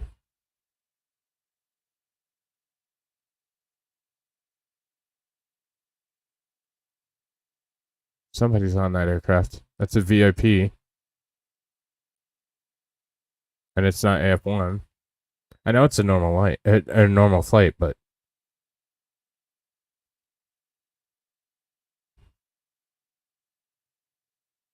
I'm just wondering who's moving like that with everything else going on. But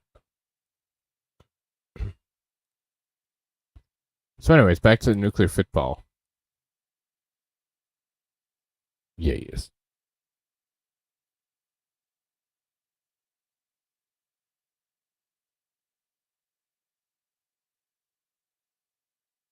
Okay. So the most important and mysterious football in the world really isn't a football at all. Officially called the Presidential Emergency Satchel. She's around. She's trying to build a chair, and I said that's what somebody with a sheenish maybe shouldn't be doing. I don't think she liked that. The nuclear football is a bulky briefcase that contains atomic war plans and enables the president to transmit nuclear codes to the Pentagon.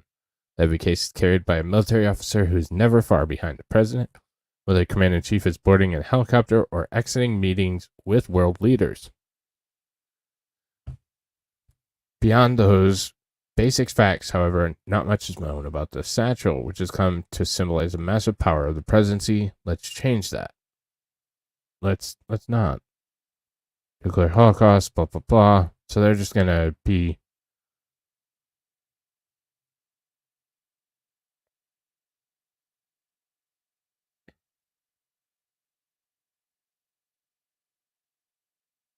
So I don't really want to deal with it, too. Nixon was assigned a black bag, so... So basically, it's a connected device that connects to. That's very true. It connects to the relevant commands, and there's I don't know what they are.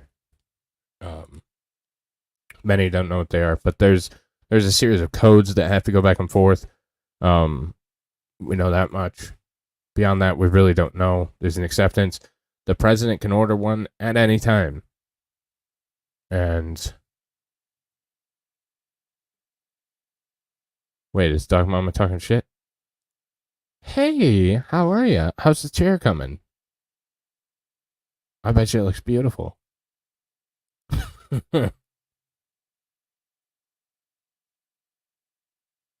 Yeah.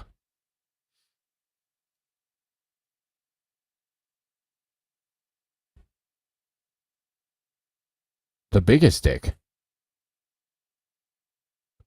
Oh, fantastic. Just send me a picture so I can make fun of you. I mean, compliment your craftsmanship. You know I'm just giving you shit because I care. So anyways, yeah, the nuclear football is the set of codes. It can authorize a nuclear strike. That's why everybody was so concerned, because Trump was going to start a nuclear war because he had the nuclear football. And you really can't refuse an order from the president for a nuclear war. So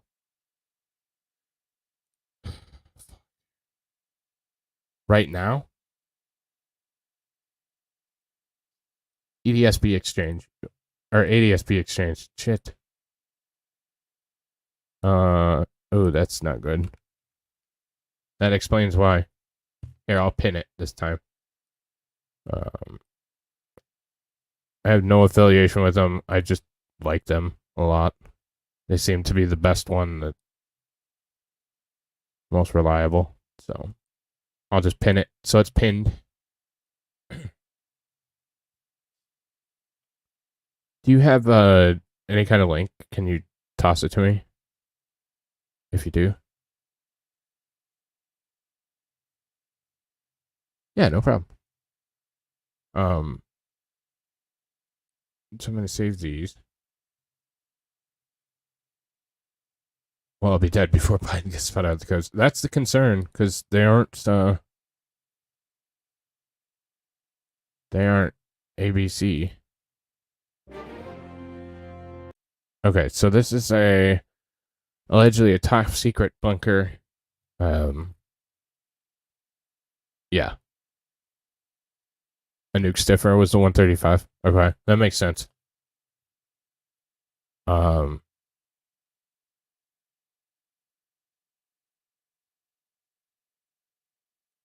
Exactly.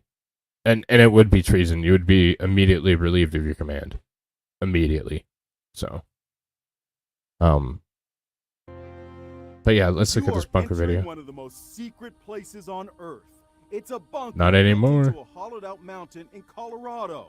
It's just one of the top secret shelters where 7,000 Americans will go to in the event of nuclear annihilation. The government built more than 100 of these bunkers and relocation facilities around the country. There's no room for families. Wives and children not included. The plans to get a small number of government officials out of Washington, out of major cities, and into these bunkers around the country.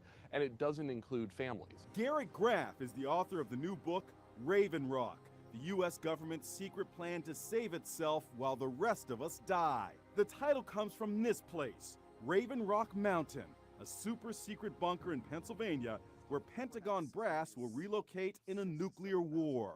How do you get on this list? And who's on it? Well, so the list includes your high-ranking government officials, your cabinet leaders, your congressional leadership, members of the Supreme Court, as well as, top aides, White House staff. Some people are on the elite list by accident. The bunker at Cheyenne Mountain in Colorado has its own Subway sandwich shop. If you just happen at the time of the apocalypse to be the person manning the cash register at the Subway, you're going to be the only fast food employee in America who survives the nuclear war. Another bunker is buried in Virginia at a place called Mount Weather. This is the Mount Weather facility about 60 miles west of Washington, D.C.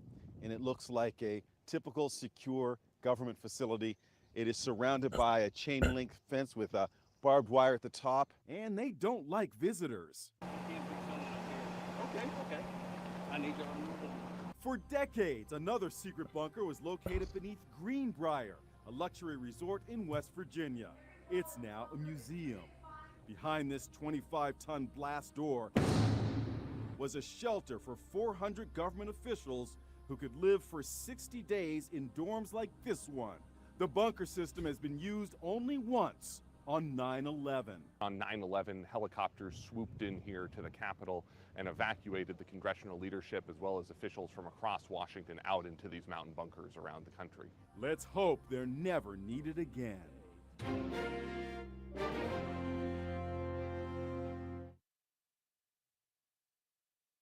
All right, so that is... Sorry, I wasn't paying attention. I think that was Raven Rock. So, I am looking...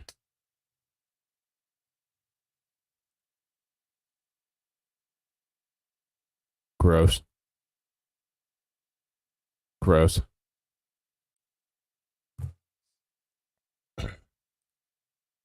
Alright, so here's what I'm trying to do.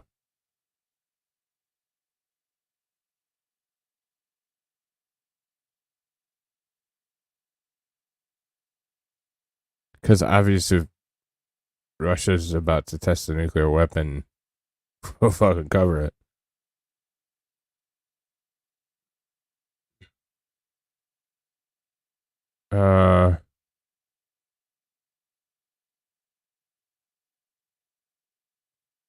Where are we at? We're almost 2 hours. Cheese, can you find anything, bud? Or D's, can you find anything?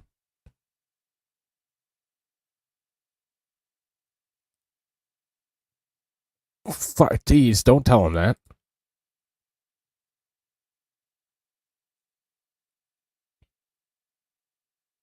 Yeah. Alright, so let's, here's what I'm gonna do. Go through Mount Weather a little bit. I'm not gonna read all this, but we'll go through Mount Weather, which is, another hardened government site. If I can find a feed or any kind of information on the Russian nuclear test, we'll probably, well, for damn sure we'll come back. But, I don't know if we're going to get anything live,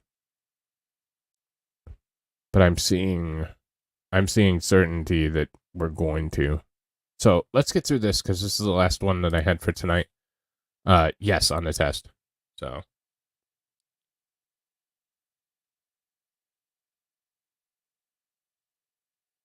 I'm looking, but I'm thinking people are saying it as a response to what we are seeing. I don't know if the source is good. I just saw it from 3 or 4 tests or 3 or 4 sources.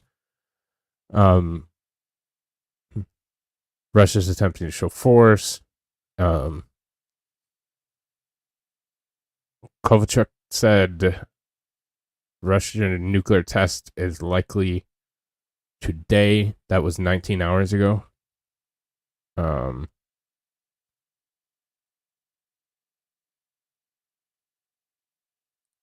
New York Times is reporting it as well at this point.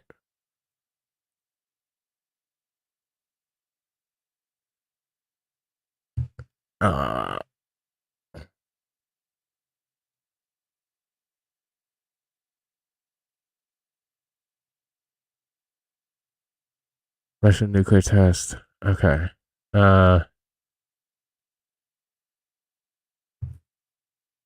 Dupree is saying that there's a Russian nuclear test imminent.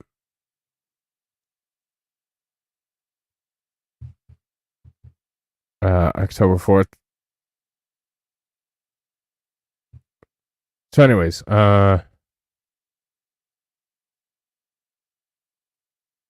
what's today right of broadcast? See if they actually have anything on this.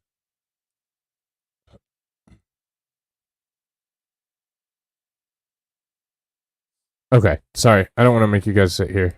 Yeah, exactly.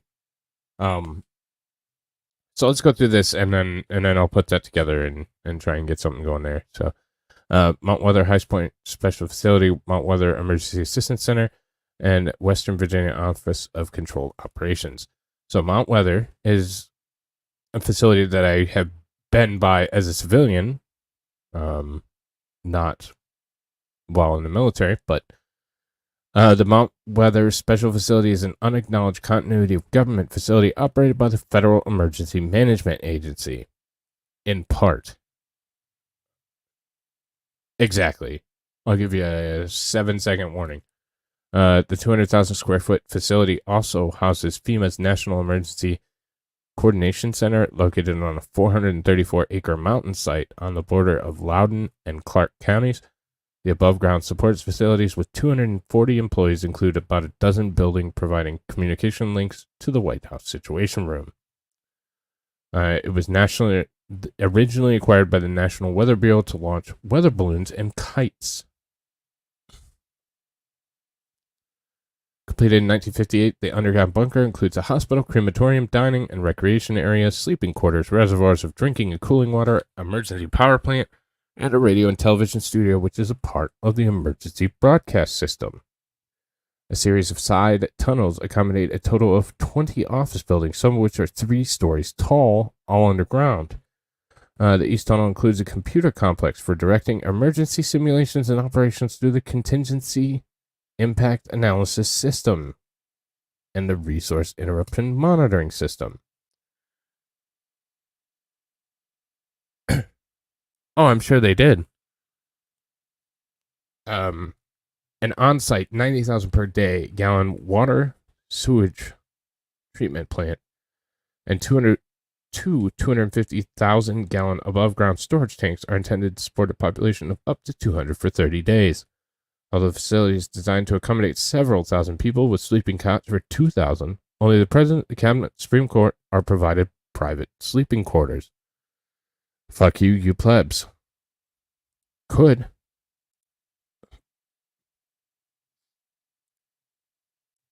Go for it. Go for it, brother. I'd watch.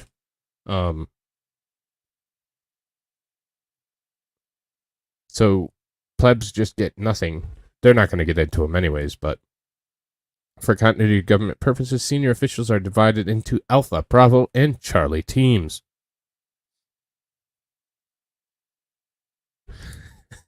Exactly. One remains in Washington, another relocates to Mount Weather, and a third disperses to other location sites, like Cheyenne. The only full-scale activation of the facility came on November 9, 1965, at the time of the Great Northeastern Power Blackout.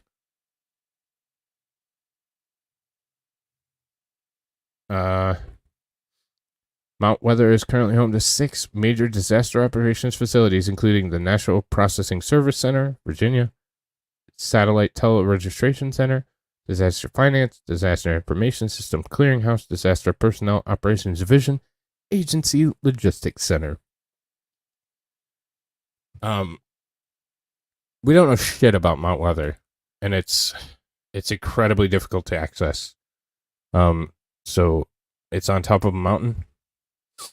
And you can't get exceptionally close to it.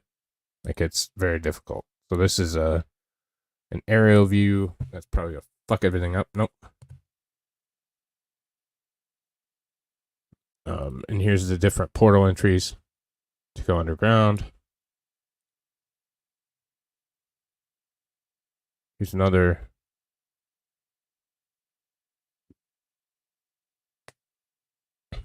So Mount Weather is where we would immediately, in my opinion, Army Corps of Engineers Operation High Point, total construction costs adjusted for inflation are estimated to exceed $1 billion. Tunnel roofs are shored up with some 21,000 iron bolts driven 8 to 10 feet into the overhead rock. The entrance is protected by a guillotine gate and a 10-foot by 20-foot wide 34-ton blast door. Takes 15 minutes to open to close.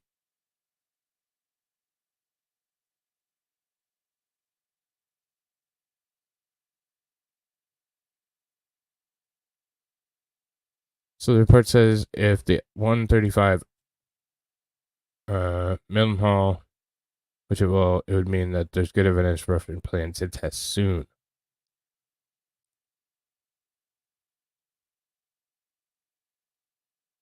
Okay, why do you think we, not me, left $83 billion worth of equipment in Afghanistan and started proxy war with Ukraine? So our proxy war with Syria was running out. The Russians weren't biting anymore, and the Syrians didn't want us, so we had to start it someplace else. So we said, fuck it, we'll leave it all in the Middle East, and we'll move in and start having Ukraine antagonize Russia.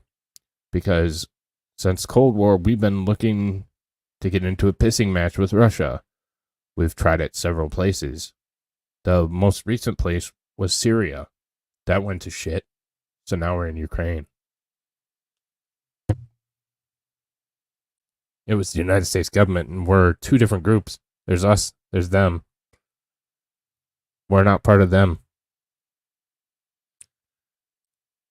With that being said, ladies and gentlemen, I'm going to go to work and try and figure out what the hell is going on with this nuclear test. Because that aircraft's about to land, isn't it? Cheesy. Let me check it real quick.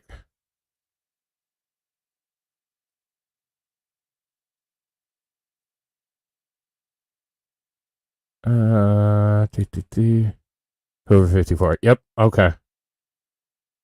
No,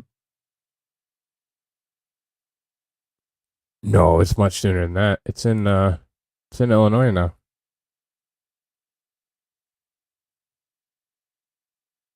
Yeah, we're a war country. We have to be in war.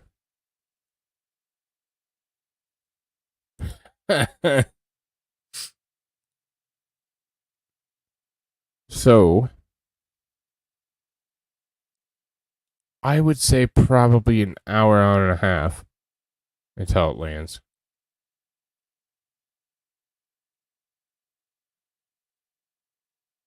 Are you thinking it will go over? Oh, that one. This guy. Okay. Oh, we got 2 of them up. So in reality, the test is going to take place somewhere in here. Yeah, you're probably right. Probably about 4 hours. The W135 or the W135R. I appreciate it. You're probably right. I was looking at the wrong wind. So it's going 461 knots.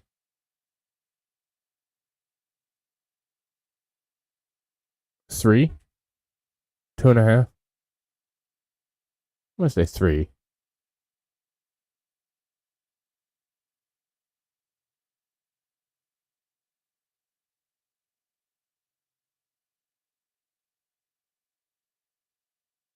They're cruising. 461 knots. That's fast. Yeah. Right there.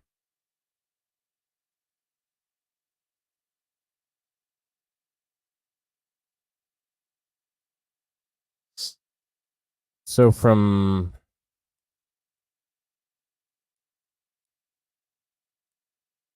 Oh shit, there's nothing even close. Quebec to...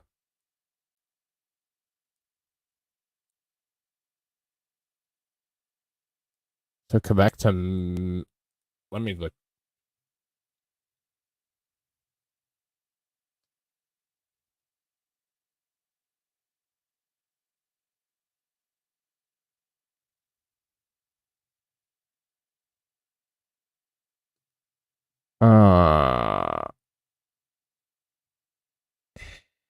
As the crow flies... Oh, fuck you. I don't care about your ad blocker bullshit.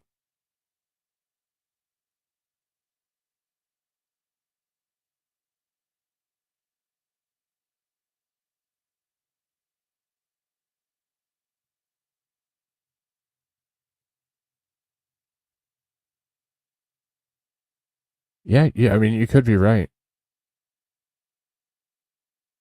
Oh, yeah, definitely preferred.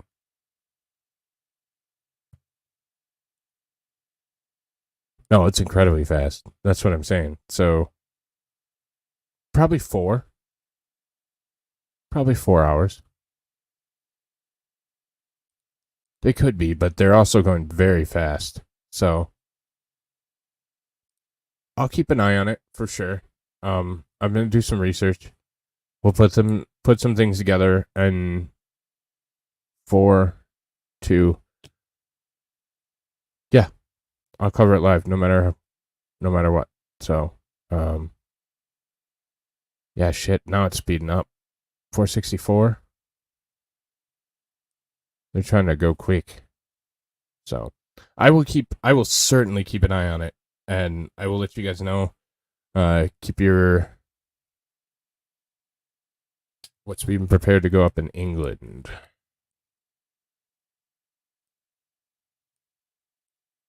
Jake 31. Oh, 135. So they already have one. There's already one in England.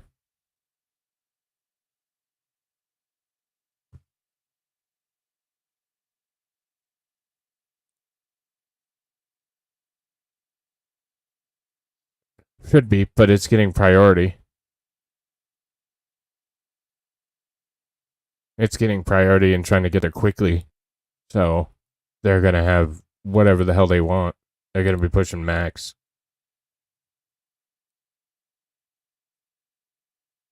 Let's see, what is German?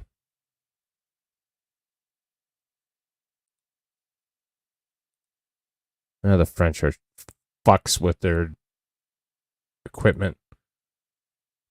It might be that. Well, that's true. That's true. Or it could be that quick. Like, oh, it's dark again. So that either means it's not sufficient, or they're gonna take off dark, which is not shocking. Who's that? There's the Ukraine 319. It's just like Polska. 321 Neo.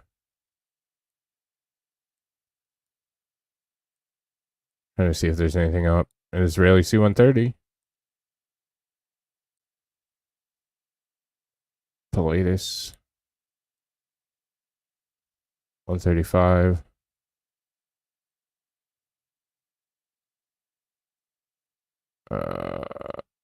That's Japan. So China doesn't normally show anything.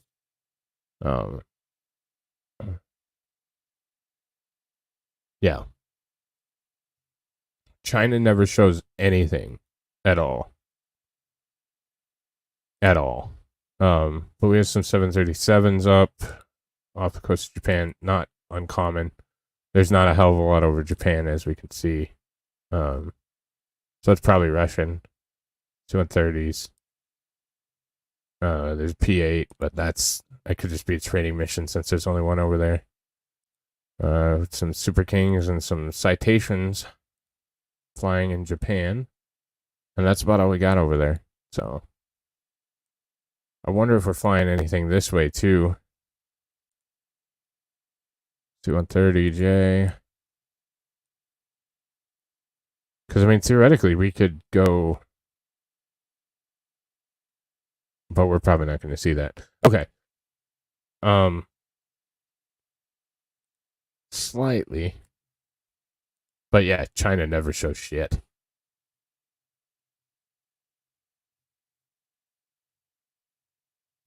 China never shows anything. Australia was hot earlier. Oh, yeah. That's a lot for Australia. Just generally. Dash 8. Citation. C-130.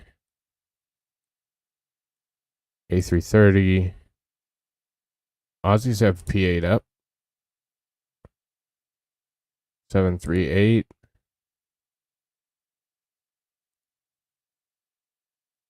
Super Kings.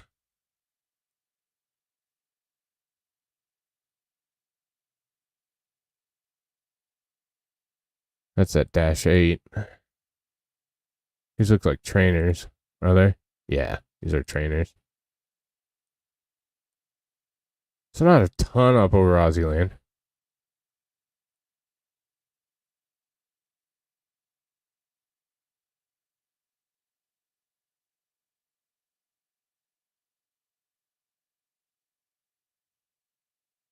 Why come no China no show traffic, but US you show traffic? You some sort of special? Well, here's what I know about China. This is all I know about China. Don't trust China. China is asshole. And if China asked, 9999.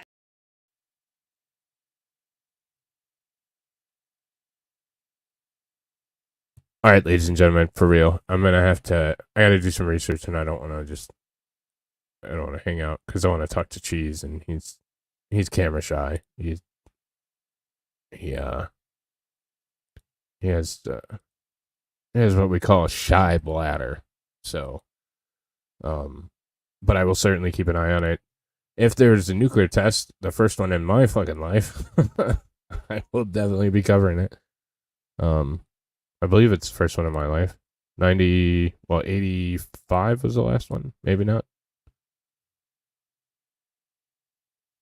A Ukrainian serviceman shot 2 fellow soldiers with a Kalashnikov assault rifle in downtown Kiev and fled the scene, but was later apprehended and arrested. No, I'll talk to you for sure. But, yeah, I gotta go figure some shit out so I can actually put it together to look decent, so. You know me, always a consummate professional. But I will certainly come back. I will certainly give notifications if something like that's going on. As many as I can get out. So keep your eyes on socials. I'll put it on Twitter, Discord. I try and give some heads up on YouTube, and we'll go from there. But as always, I hope you learned something. and know a little bit more about our system that might be in use very, very soon. I still think we're okay. I still think we'll be just fine. We just need to keep our eyes out and